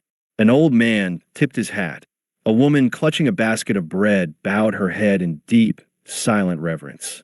Nobody cheered. They could see the haunted look in his eyes, but the respect was a palpable weight in the air. I survived, Naruto thought, his knuckles white as he gripped the spear. I lost a leg, but I saved a village. For the first time, the victory doesn't belong to the fourth shadow. It belongs to the cripple with a spear. He looked toward the dark tree lean of the forest. The path would be slower now. Every mile would be a struggle of balance and agony. But as he adjusted his bear mask, pulling the heavy skull back over his blonde hair, he felt a strange sense of liberation. In Konoha, he was the son who didn't fit the mold. Out here, he was the storm that held the line. He turned his back on the town, his single foot sinking into the soft earth, and began the long, limping journey into the unknown. He didn't need two legs to walk away from a life that had already discarded him. The forest was a cathedral of ancient oaks, their gnarled roots slick with moss that cushioned the uneven thud of Naruto's spear. He was exhausted, the stump of his leg thumping with a rhythmic, hot agony that blurred his vision. He didn't hear them until the first crossbow bolt hissed past his ear and thunked into a tree. "Don't move, cripple," a voice barked.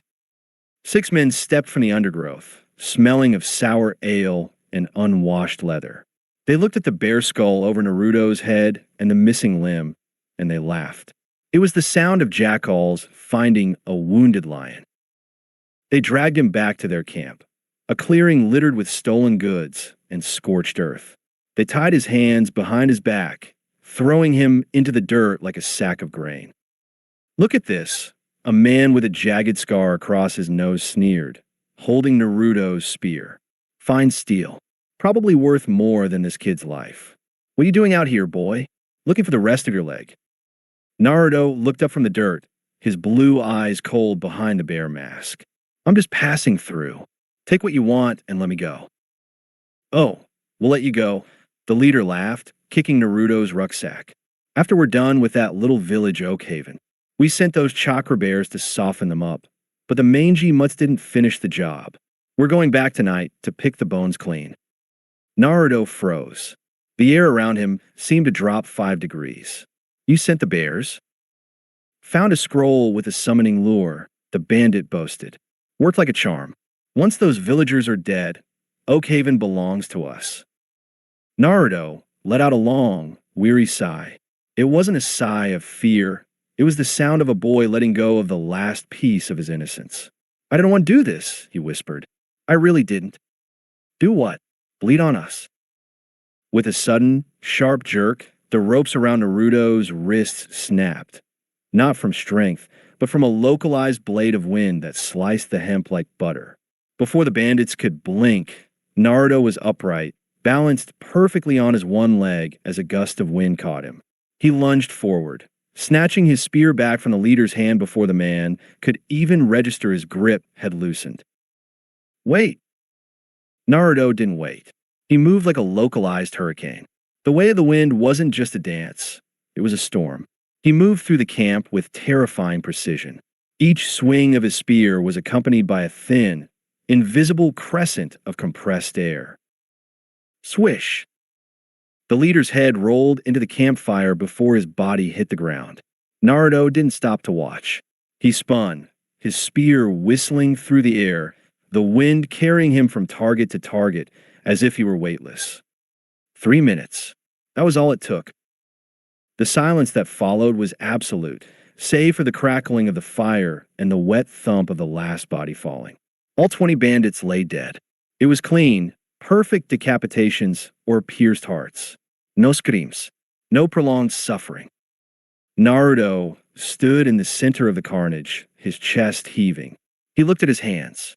They were clean, but his soul felt heavy, as if it had been submerged in lead.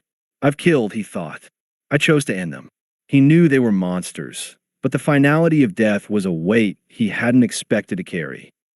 He didn't notice the rustle of leaves 50 yards away. Zori, a bandit who had stepped away to relieve himself, was currently paralyzed with terror behind a bush. He watched the boy with the bear mask, this one-legged demon, and felt his knees turn to water. Zori didn't breathe until the boy turned and limped away into the trees. By the time dawn touched the sky, Naruto was miles away. The forest had changed, the oaks giving way to sharp, jagged rock formations and thin, whispering pines. He pulled out his map, squinting in the early light. 186 miles, he muttered. The distance felt like an ocean. He looked at the sky. He could use his tempest release to propel himself, to glide over the canopy like a bird of prey, but the chakra cost was immense. Traveling at night in these mountains was suicide for a lone shinobi with one leg. The predators here didn't care about his way of the wind. He needed a fortress. He found it near a cliffside, a shallow cave hidden behind a curtain of frozen ivy. He crawled inside, the stone floor cold and unforgiving. He set a simple perimeter seal, one of the few things he had bothered to learn from his mother's scrolls, and collapsed. As he closed his eyes, the image of the bandits' faces flashed behind his eyelids. He clutched his spear, the cold steel a reminder of what he had become. He wasn't the god in the painting. He wasn't the hero of Konoha. He was a survivor, and the world was beginning to realize that even a broken storm can still kill. Part 5 of 16. The scream ripped through the silence of the cave, jolting Naruto upright. His heart hammered against his ribs, the phantom images of the bandits still fresh behind his eyes. He sat frozen for a heartbeat, gasping for air, until a second sound cut through the wind, a high-pitched, desperate plea. Please, stay back. Help. Someone please. It was a woman's voice, shrill with terror. Naruto didn't hesitate. He grabbed his spear, hoisted his rucksack, and forced himself into a rhythmic, hopping sprint, using the wind to stabilize his balance. He moved through the jagged rocks like a ghost under the moonlight. When he reached the source, he skidded to a halt. In a small clearing by the road, a large, muscular man with long, flowing black hair was backed against a luxury carriage. He held a sputtering torch aloft, swinging it wildly to keep a pack of snarling mountain wolves at bay. 2 horses, still hitched to the carriage, were neighing in a frenzy of panic, their eyes rolling white. The man's voice was naturally high-pitched, almost feminine in its panic, which had caused Naruto's confusion. Naruto didn't want to kill again. He slammed the butt of his spear into the ground, channeling a burst of tempest release into the earth. A localized shockwave of air erupted, carrying a low-frequency hum that vibrated the wolves' sensitive ears. The predators yelped, their tails tucking between their legs, as the alpha presence of Naruto's chakra washed over them. They turned and vanished into the shadows of the pines. Are they? Are they gone? The man gasped, dropping the torch and clutching his chest. They won't be back tonight, Naruto said, his voice muffled by the bear mask. Oh heavens! Thank you. Thank you, brave warrior. The man rushed forward, his long hair swaying. I am Inumuru, a humble merchant of fine silks. I thought my end had come. You are a saint, a titan. Inumuru's praise cut off abruptly. Naruto's vision had begun to tunnel. The adrenaline that had sustained him since the bandit camp finally evaporated, leaving behind a void of exhaustion. His single leg gave out, and he collapsed into the dirt of the road before Inumuru could catch him. Naruto woke to the rhythmic swaying of a carriage and the soft jingle of harnesses. He was lying on a plush, velvet bench that smelled of lavender and expensive cedar. His rucksack was tucked neatly under the seat, and his spear was propped against the corner. He sat up, his head spinning. Reaching out, he pulled back the heavy silk curtain of the window. The world outside was still bathed in the blue-black ink of night. Panic flared in his chest. He was an outsider, a ninja, and he was currently trapped in a confined space. He leaned forward and knocked sharply on the front wood of the carriage. Stop! Let me out! The carriage lurched to a halt. The door swung open, and Inumuru's large, shadowed frame appeared. He looked relieved, his long hair tied back in a neat bun. You're awake. Praise the gods, Inumuru said, his voice still surprisingly high. Why am I in here? Naruto demanded, his hand hovering near his spear. Where are we? Why didn't you leave me by the road? Leave my savior to the elements? Never. Inumuru looked scandalized. You saved my life and my horses. You were burning with fever and, well, I noticed your condition. You need rest, young master. I have a schedule, Naruto rasped, trying to stand and immediately falling back onto the cushions. I'm heading for the trade hub at the border. Inumuru's eyes brightened. The hub? What a coincidence. I am headed there myself to deliver these silks to the regional lord. Please, I beg of you, stay. You are in no condition to hop 100 miles on that spear. How far? Naruto asked, his body screaming for the sleep the velvet promised. By horse. We are still 4.5 hours out. Inumuru said softly, stepping back to give Naruto space. Please rest. Let me repay my debt by being your legs for a few hours. I will wake you when the sun touches the city gates. Naruto looked at the merchant, a man who looked like a warrior but spoke like a poet. He looked at his bandaged stump. Finally, he nodded and let his head sink back into the expensive silk. As the carriage began to move again, Naruto fell into a dreamless sleep, the sound of the wheels on the gravel, the only constant in a world that refused to stay still. Part 6 of 16. The transition from the deep, velvet darkness of the carriage to the blinding gold of morning was jarring.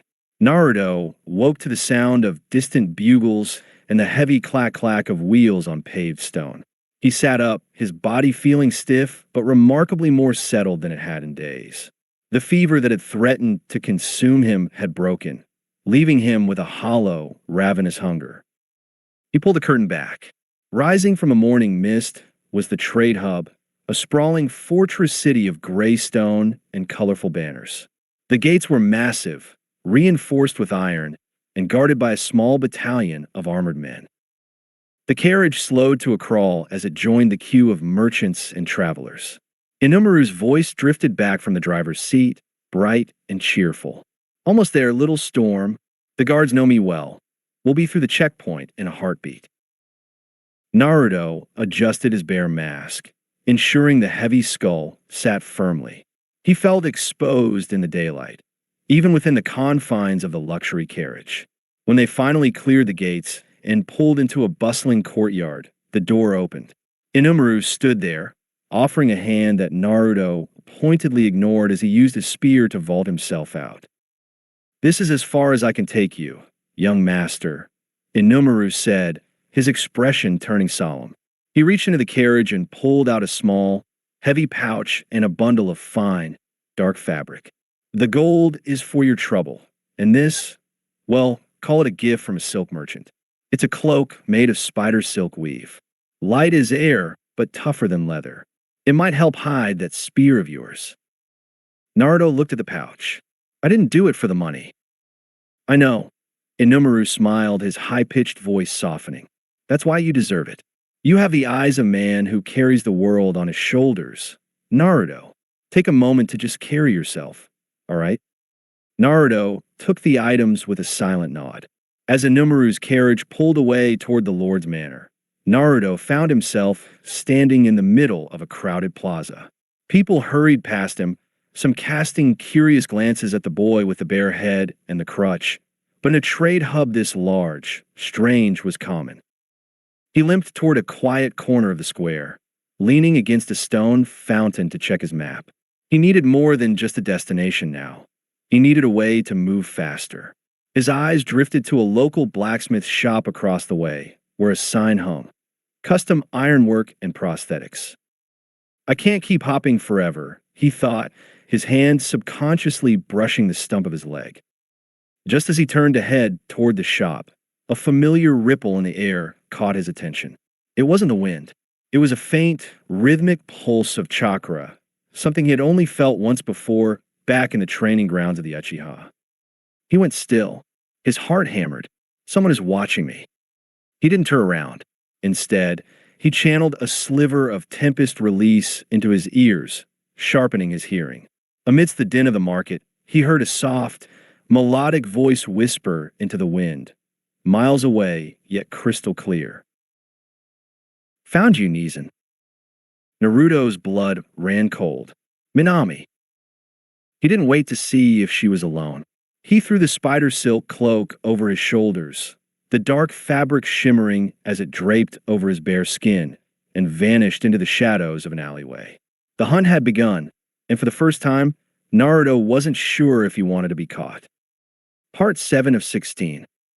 Back in a secluded training clearing within the Uchiha district, the air was thick with the scent of pine and the restless flapping of wings. Mikoto stood behind Minami, her hands resting gently on the young girl's shoulders to ground her. Above them, a swirl of 15 crows circled in a tight formation before scattering in different directions toward the village perimeter. "Focus, Minami," Mikoto whispered. "Don't try to look at all of them at once. Let the torment link settle. You aren't watching a screen. You're sharing their existence." Minami's right eye burned with a brilliant, pulsing crimson. The swirl pattern within her pupils spun slowly, locking onto the faint chakra signatures of the crows. Suddenly, her world fractured into 15 different perspectives. She gasped, her knees buckling as her brain tried to process the sensory overload. The rushing wind, the smell of the clouds, and the dizzying height of the village walls. I see everything." Minami breathed, her voice airy and distant. They had been testing the limits of the shared vision for hours. They discovered that while the chakra drain was significant, Minami's Uzumaki reserve allowed her to maintain the link far longer than a standard Uchiha could sustain a high-level Jinjutsu. The range was staggering. As long as the crows remained within several miles, the torment bond held firm. Then it happened. One crow, soaring over the northern trade route, near a distant hub, banked sharply. Below, in a crowded plaza, a figure stood by a fountain. He was dressed in a rugged bearskin cloak with a heavy skull masking his face, leaning on a spear. Minami's heart skipped a beat. The chakra signature was unmistakable. It was muted, sharper than before, and tinged with a strange, metallic coldness, but it was him. It was the golden warmth she had missed every day for months. "Neeson," she squeaked, her excitement leaking into her chakra. In her shared vision, she saw the figure go stiff. Even through the crow's eyes, she could feel the sudden, violent shift in the air around him. Naruto didn't look up at the bird, but he didn't have to. He sensed the gaze. He sensed the dojutsu. Before the crow could even circle back for a better look, a ripple of wind distorted the plaza. In the blink of an eye, the space where the boy had stood was empty. He had vanished into the shadows of an alley with a speed that left the crow, and Minami, staring at nothing but stone and dust. The link snapped as Minami deactivated her eye, pouting deeply. He's so mean. I just found him, and he ran away.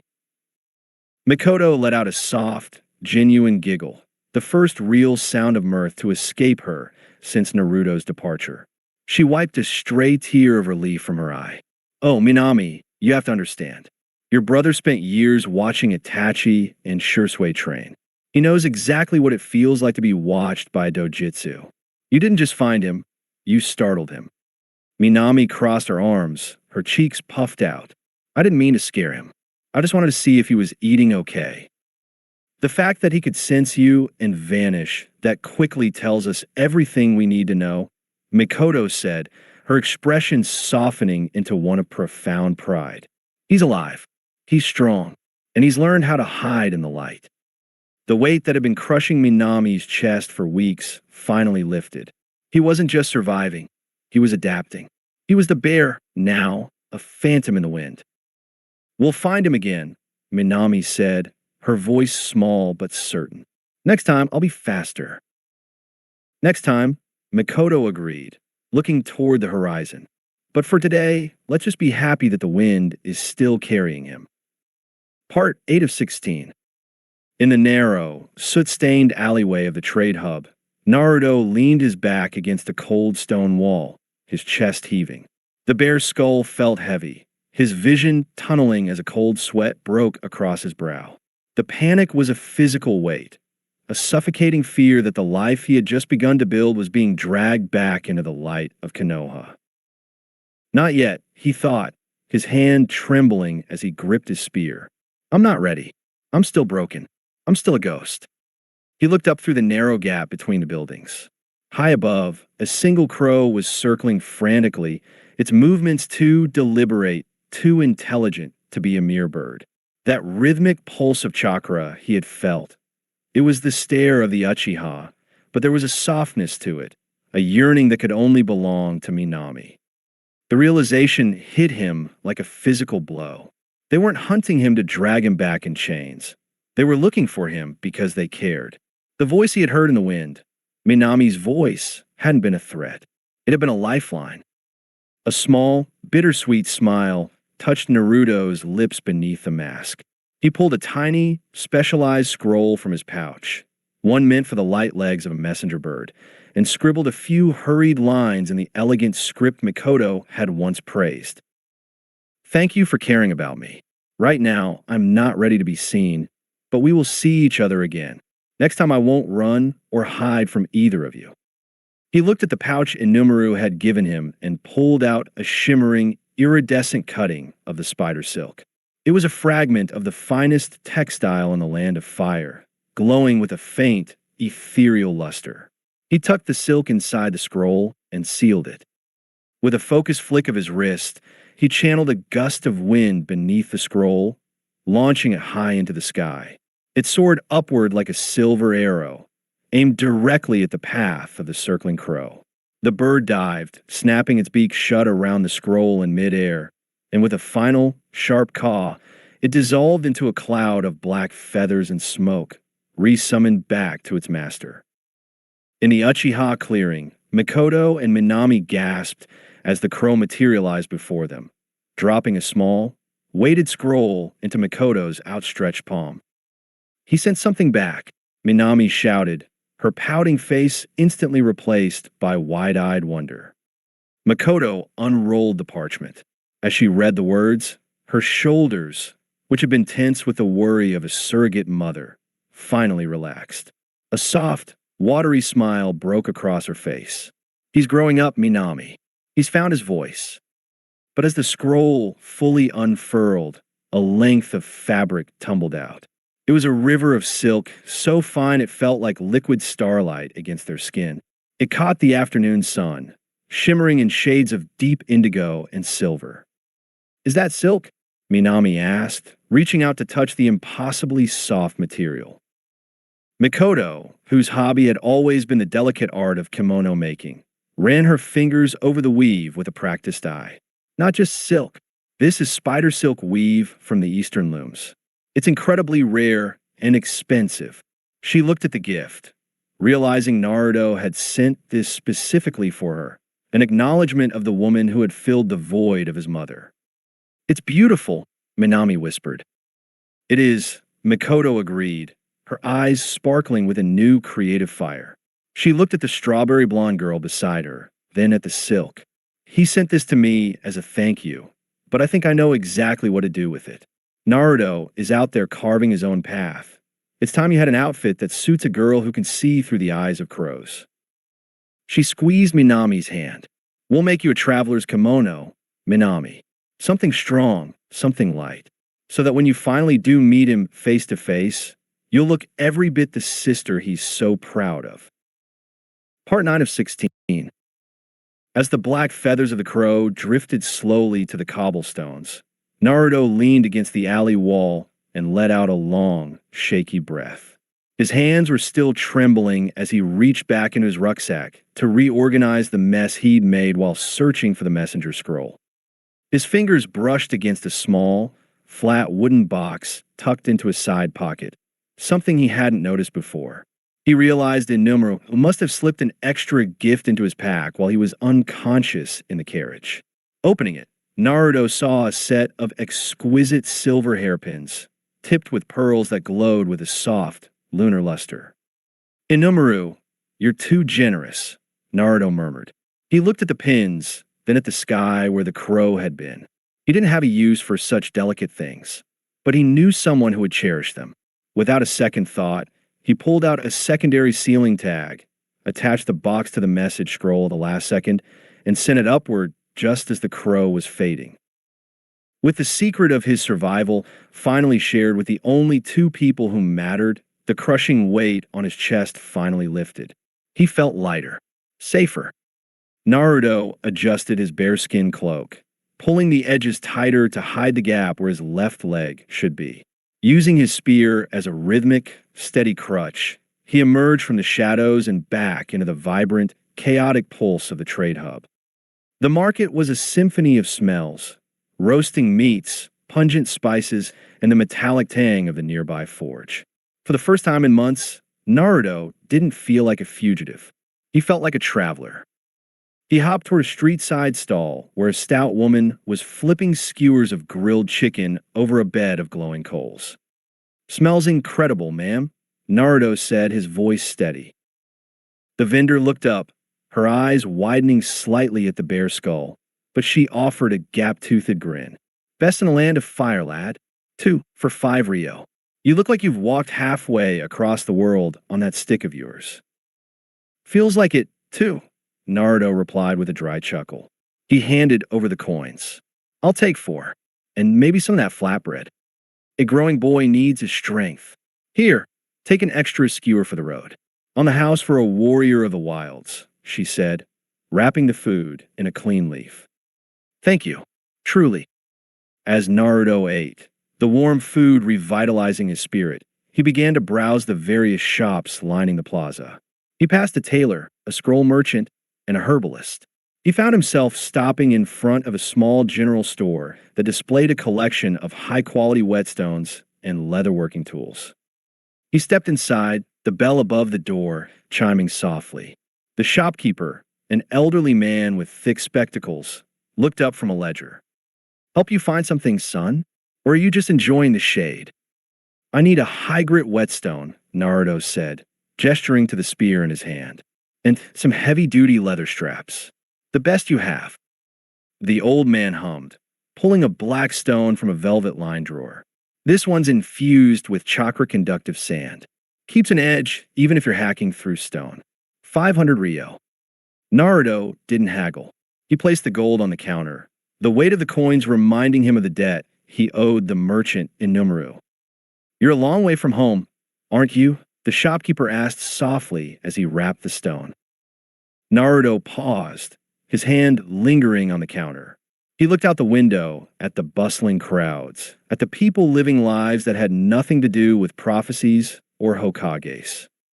I think, Naruto said, his voice a low, confident hum, that I'm exactly where I'm supposed to be. He took his packages and stepped back out into the sun. He still had a long way to go and a leg to replace, but for the first time since leaving Konoha, the wind felt like it was at his back, urging him forward into a future he was finally starting to claim as his own.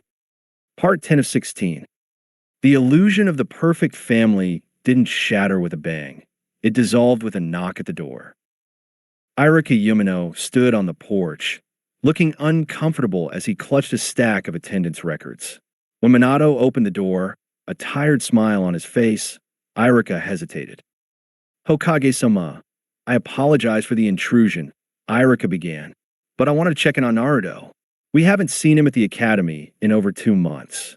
I know you mentioned he was doing private study, but we need his final signatures for the midterm evaluations. Minato's smile didn't just fade, it vanished. 2 months? Irika, what are you talking about? He leaves every morning with the triplets.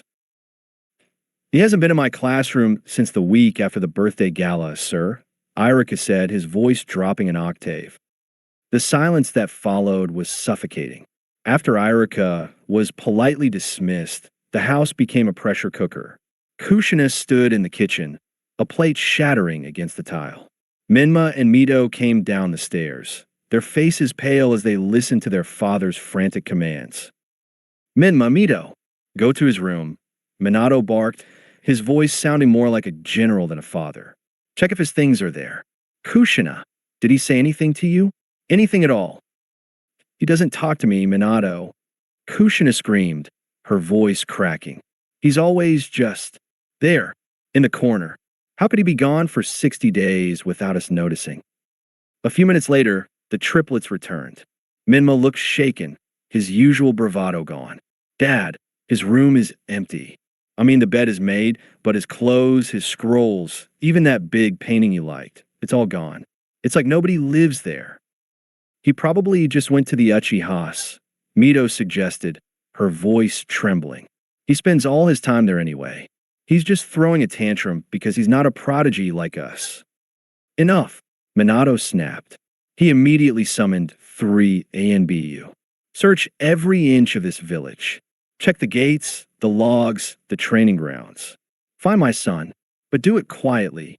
If the council hears the Hokage lost his eldest son and didn't notice for 2 months, it'll be a political disaster. The sun set, and the house remained cold. Kushina sat on the sofa, staring at the front door as if she could will Naruto to walk through it. She was still wearing her apron, her hands trembling in her lap. He's coming back, she whispered to the empty room. He's just their friends. He'll walk in and I'll scold him for worrying us, and then we'll have dinner. The door finally opened, but it wasn't Naruto. It was Mikoto Uchiha and Minami. Mikoto took one look at the distraught Kushina, the red-rimmed eyes, the hollow look of a mother who had finally looked into the void, and her expression hardened. She didn't need to ask. He's gone, Mikoto. Kushina sobbed, collapsing in her friend's arms. He's been gone for months, and I didn't even know. I'm a monster. My own son. Mikoto looked over Kushina's shoulder at Minami, who stood by the door with an expression of stoic, quiet grief. They had kept the secret as long as they could, but seeing the family in this state of disorganized panic was dangerous. Kushina, look at me, Mikoto said, her voice firm and grounding. She pulled a small scroll from her sleeve, the one Naruto had sent back. He isn't missing. He isn't taken. He left on his own terms. Minato emerged from his study, his hair a mess. What? You have a note? Why do you have a note? One of my crows spotted him near a trade hub far to the north. Mikoto lied smoothly, protecting Minami's secret. He sent this back. He wanted us to know he is safe, but that he isn't ready to come home.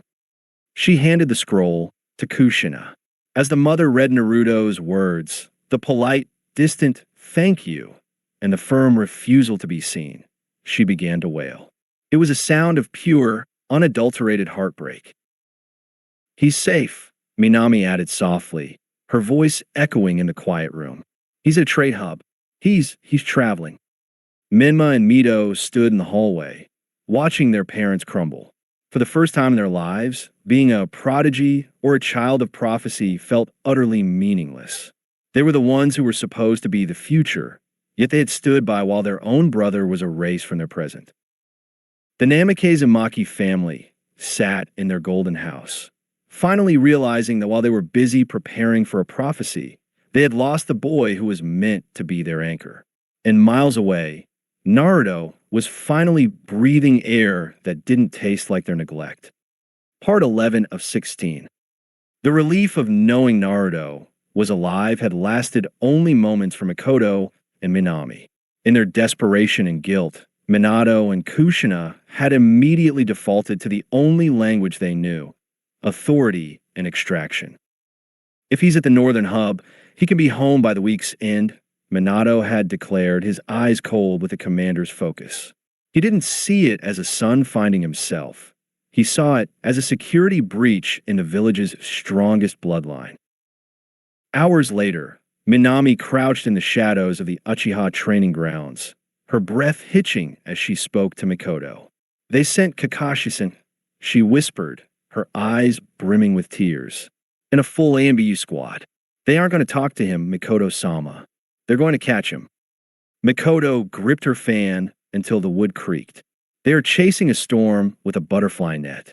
They don't understand that Naruto didn't just leave a house. He left a life. The Northern Trade Hub. Winter had begun to sink its teeth into the Land of Fire. While the first snows were already burying Konoha, the Northern Hub was currently trapped in a biting, crystalline frost. The air was sharp enough to sting the lungs. Naruto sat in the corner of a dimly lit tavern, his bearskin cloak pulled tight.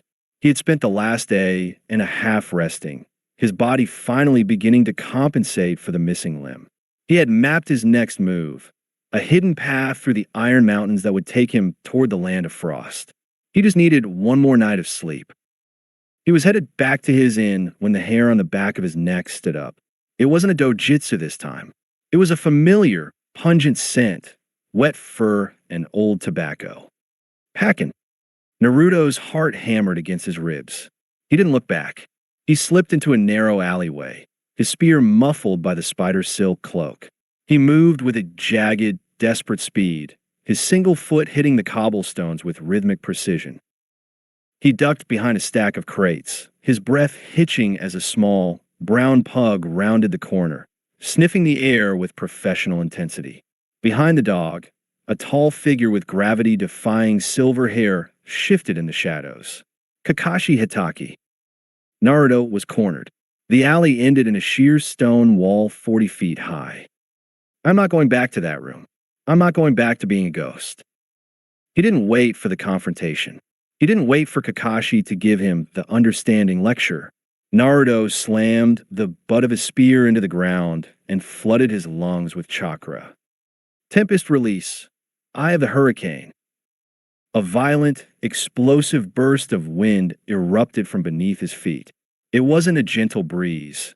It was a localized typhoon that shattered the wooden crates and sent a blinding cloud of dust and debris into the air. The force of the gale propelled Naruto straight upward, his body cutting through the night air like a launched kunai.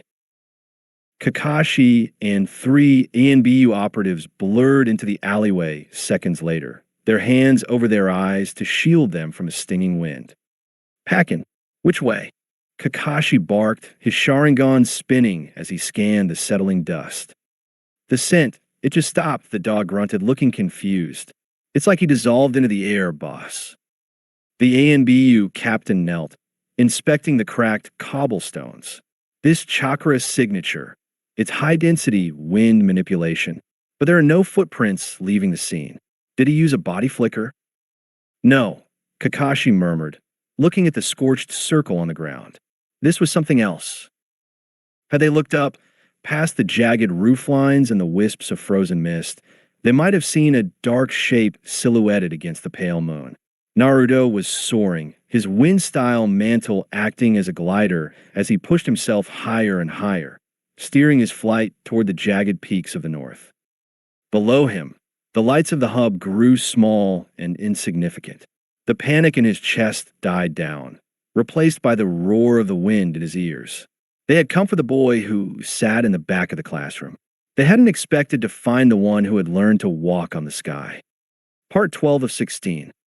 The frigid air at 3,000 feet was a brutal wake-up call. Naruto's lungs burned as he fought to maintain the localized pressure differential that kept him aloft.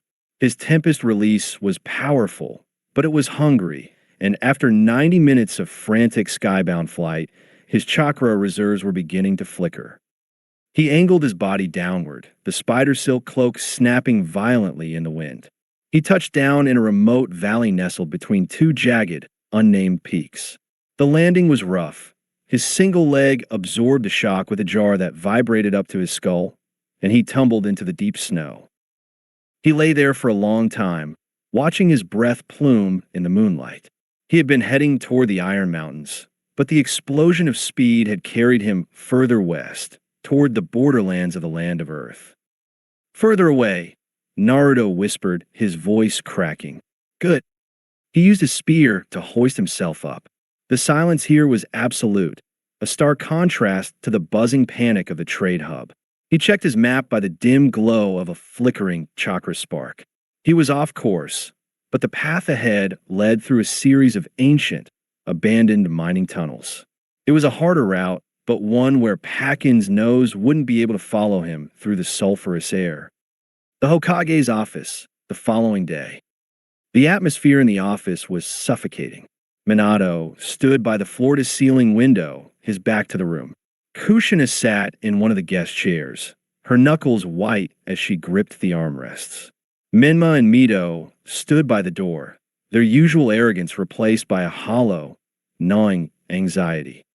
The door opened, and Kakashi Hitaki entered. He didn't look like the legendary copy ninja. He looked like a man who had just failed a mission he didn't believe in. Pakin followed at his heels, his head hanging low.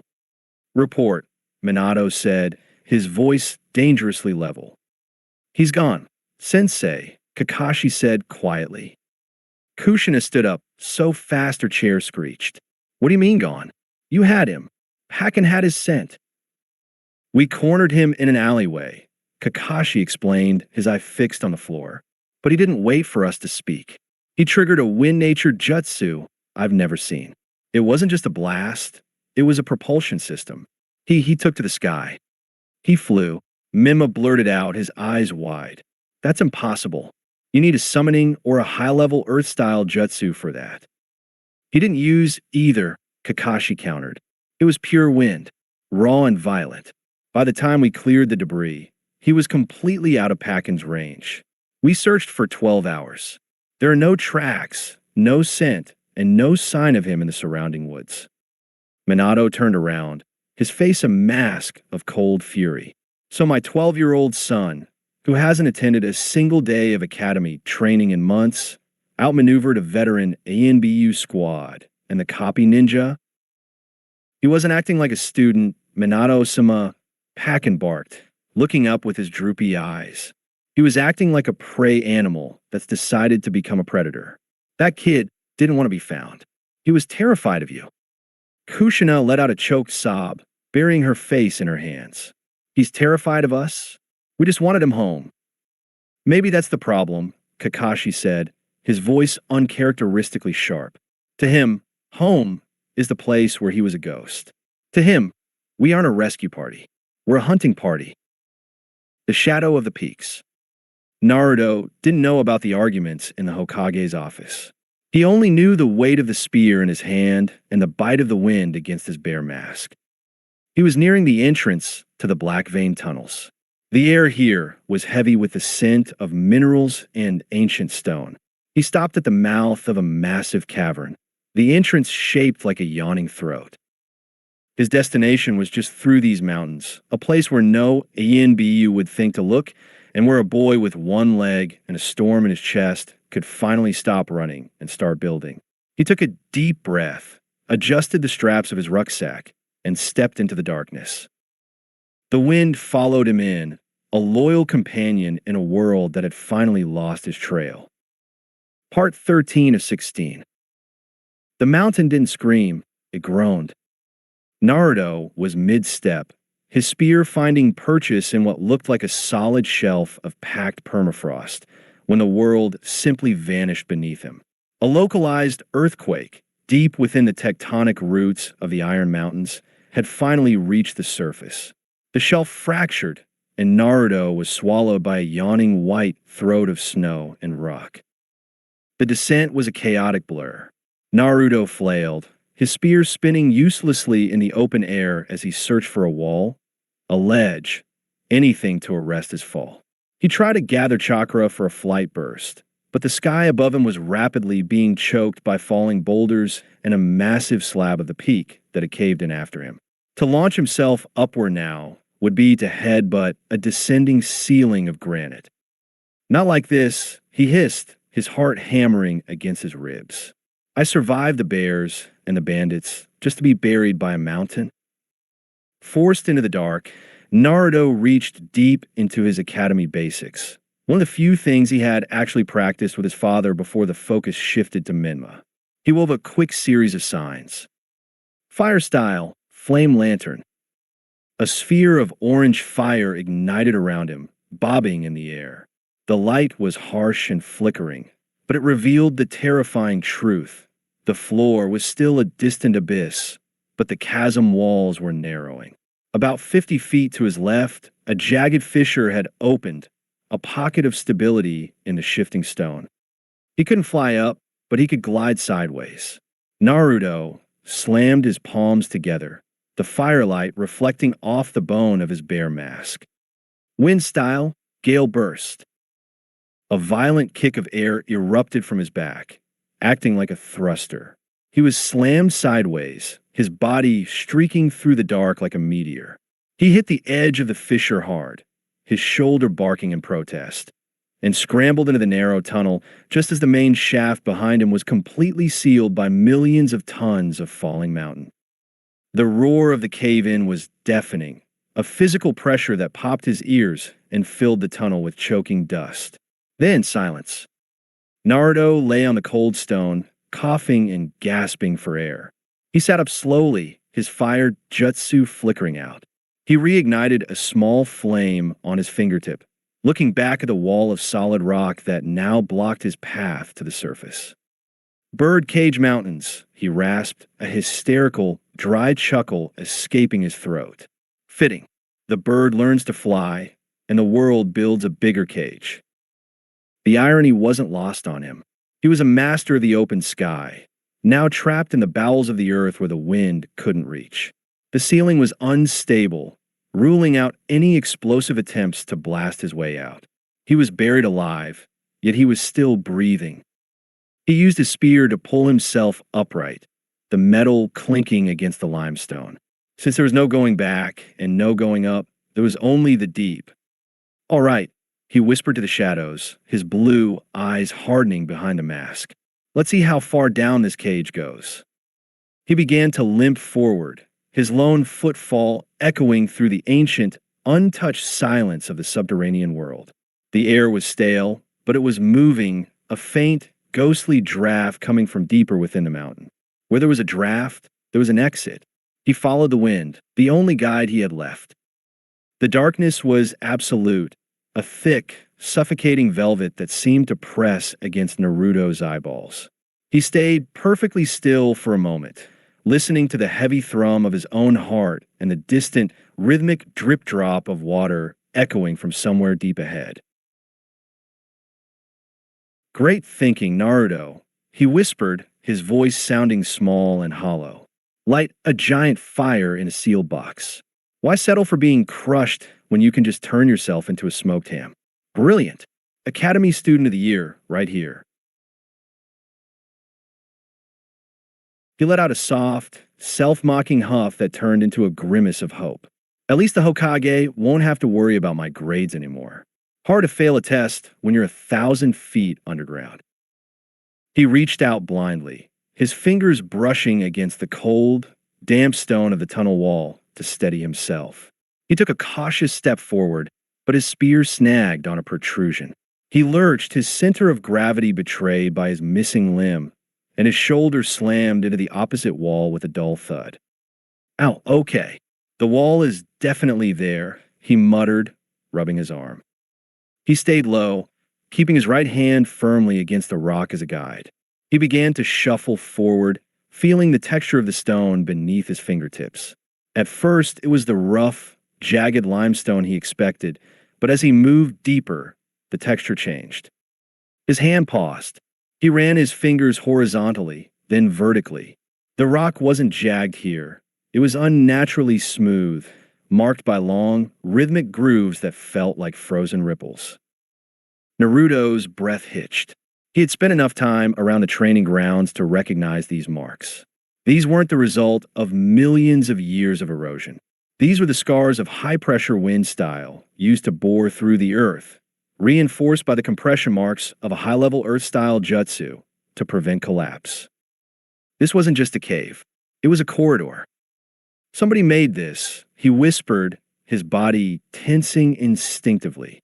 He lowered his center of gravity, his grip tightening on his spear, and they used wind to do it. The hope he had felt moments ago was suddenly sharpened by a jagged edge of wariness. Who would build a reinforced tunnel this deep under the Birdcage Mountains? An old shinobi hideout? A forgotten rebel base? Or something far older? The air shifted, a faint but distinct draft brushing against his masked cheek. It carried a strange scent, not just wet stone, but something faint and metallic, like the smell of old copper in ozone. Well, Naruto murmured, his voice dropping to a cautious sliver of sound. If I'm going to be trapped in a cage, I might as well see who the zookeeper was. He pressed his back against the smooth, channeled wall and began to move silently into the dark, his senses screaming for a light that wouldn't come. Part 15 of 16. The incline finally leveled out into a vast, silent chamber. The air here was thin, dangerously so, but the metallic scent of ozone was overpowering. Driven by a mix of desperation and curiosity, Naruto threw caution to the wind. One look, he whispered, his lungs aching. Just one look before I suffocate. Fire style, flame lantern. A brilliant orb of fire ignited, hovering above his head. The light flooded a room that had been dark for centuries. In the center of the chamber sat a massive, ornate stone coffin. The draft he had been following wasn't coming from an exit. It was billowing directly from the seams of the sarcophagus. Naruto moved closer, his heart thundering. He reached up and slid the heavy bear skull off his head, letting it hang around his neck. He needed to see this with his own eyes. Inside the coffin lay a woman who looked no older than 17. She was breathtakingly beautiful, her skin as pale as moonlight and her hair like spun silk. She looked as though she were merely sleeping, yet the dust on the stone around her suggested she had been here since the founding of the world. Clutched tightly to her chest was a heavy, ancient scroll, the source of the constant, swirling airflow. Naruto's hand trembled as he reached down. I just need the scroll. If it's a wind artifact, it might be my ticket out of here.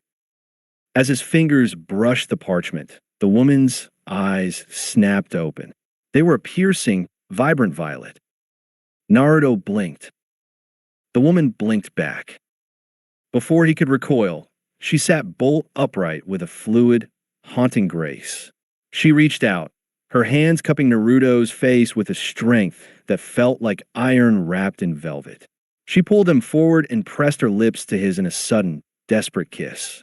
Naruto froze, his mind reeling as a strange, ancient energy surged through him.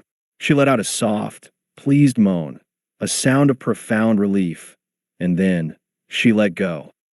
In an instant, time seemed to catch up with her. The youthful skin withered into deep wrinkles. The silk hair turned to brittle ash. In a matter of seconds, the girl of 17 became a woman of 1,000 years, her body collapsing back into the coffin as it disintegrated into fine, gray dust. Naruto stumbled back, his back hitting the cold stone wall. What just happened? He wiped his mouth, his mind spinning. Was that a Jinjutsu? Am I hallucinating from the lack of oxygen? Did I just get kissed by a millennium-old ghost? He looked down at the scroll left behind in the pile of dust. It was real. He snatched it up, unrolling it with frantic hands. It was a summoning contract. The ink was faded, but he could make out several names written in an ancient script he couldn't read. Without thinking, Naruto bit his thumb, smeared his blood onto the end of the list, and scrawled his name. "Please," he prayed, his voice a raspy plea. "Be something with legs. Or wings. Just get me out of this hole." He slammed his hand onto the floor, his fingers tracing the familiar formula. Summoning jutsu. Nothing. The chakra left his body, but the air remained still. He tried again, and again. On his 24th attempt, when his vision was spotting and his lungs were screaming for air, the seal finally glowed a violent, bruised purple. Boom! A massive explosion of white smoke filled the chamber, so thick it felt like liquid. Naruto coughed, leaning on his spear, waiting for the haze to clear. When the smoke finally dissipated, Naruto's jaw dropped. He had to crane his neck so far back it hurt. Towering above him was a nightmare of a creature, a chimera of impossible proportions. It had the trunk of a great elephant, the piercing, armored eyes of a rhinoceros, the sturdy tail of an ox, and the massive, striped paws of a tiger. Its hide was a deep, burnt orange, wrapped in tattered white bandages and reinforced with heavy armor plates at the base of its tusks. Naruto stared up at the behemoth. It was terrifying. It was unnatural, but as he looked at the vibrant, dark orange fur, a strange sense of calm washed over him. "Orange," Naruto muttered, a delirious, hopeful grin spreading across his face as he looked at the beast. "My luck hasn't run out yet. Anything orange has to be on my side." Part 16 of 16. The massive chimera shifted, its tiger-like paws scraping against the cavern floor with a sound like grinding boulders. It turned its armored head, its rhinoceros eyes blinking in the dim light of Naruto's flickering fire. It looked around the cramped, suffocating chamber with a sense of profound, heavy confusion. Where? The voice wasn't a roar. It was a deep, resonant vibration that seemed to hum in Naruto's very bones. The feast, the calves were just served. "I'm sorry to interrupt your dinner," Naruto croaked, leaning heavily on his spear. He looked like a ghost himself, covered in stone dust, missing a leg, and clutching a bear mask. "My name is Naruto.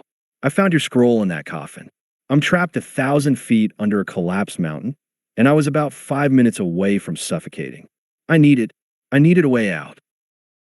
The creature went silent, its long trunk curling and uncurling as it processed the human's words.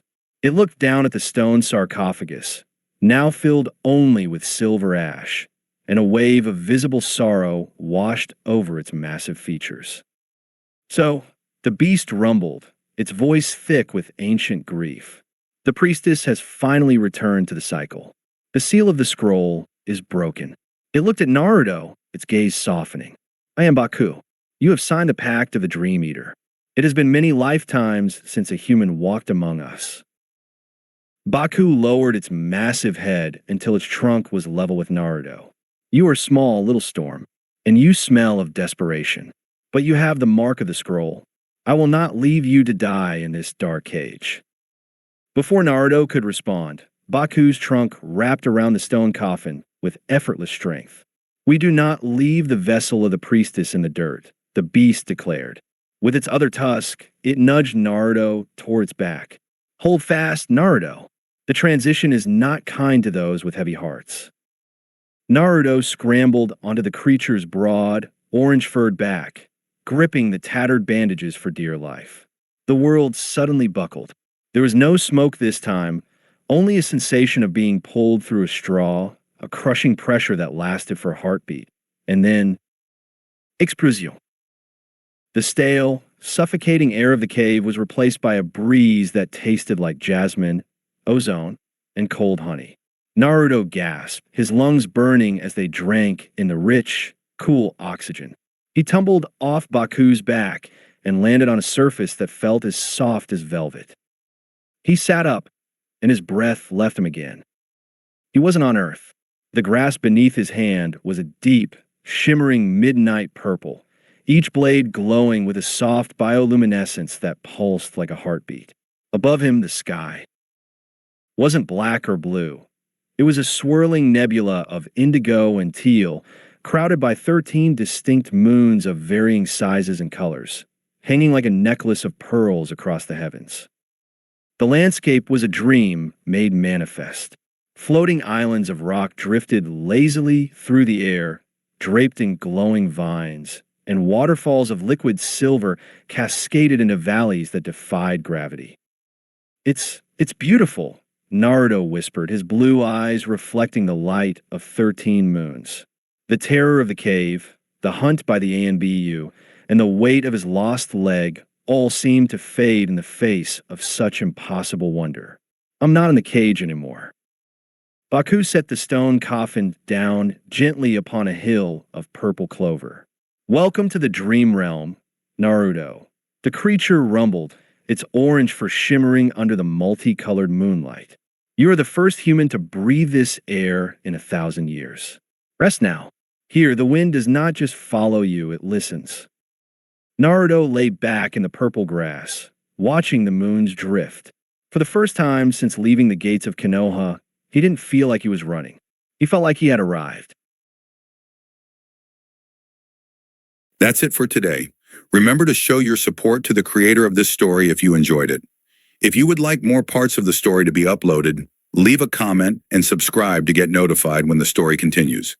Bye-bye for now, and I hope that you all have a wonderful rest of your day.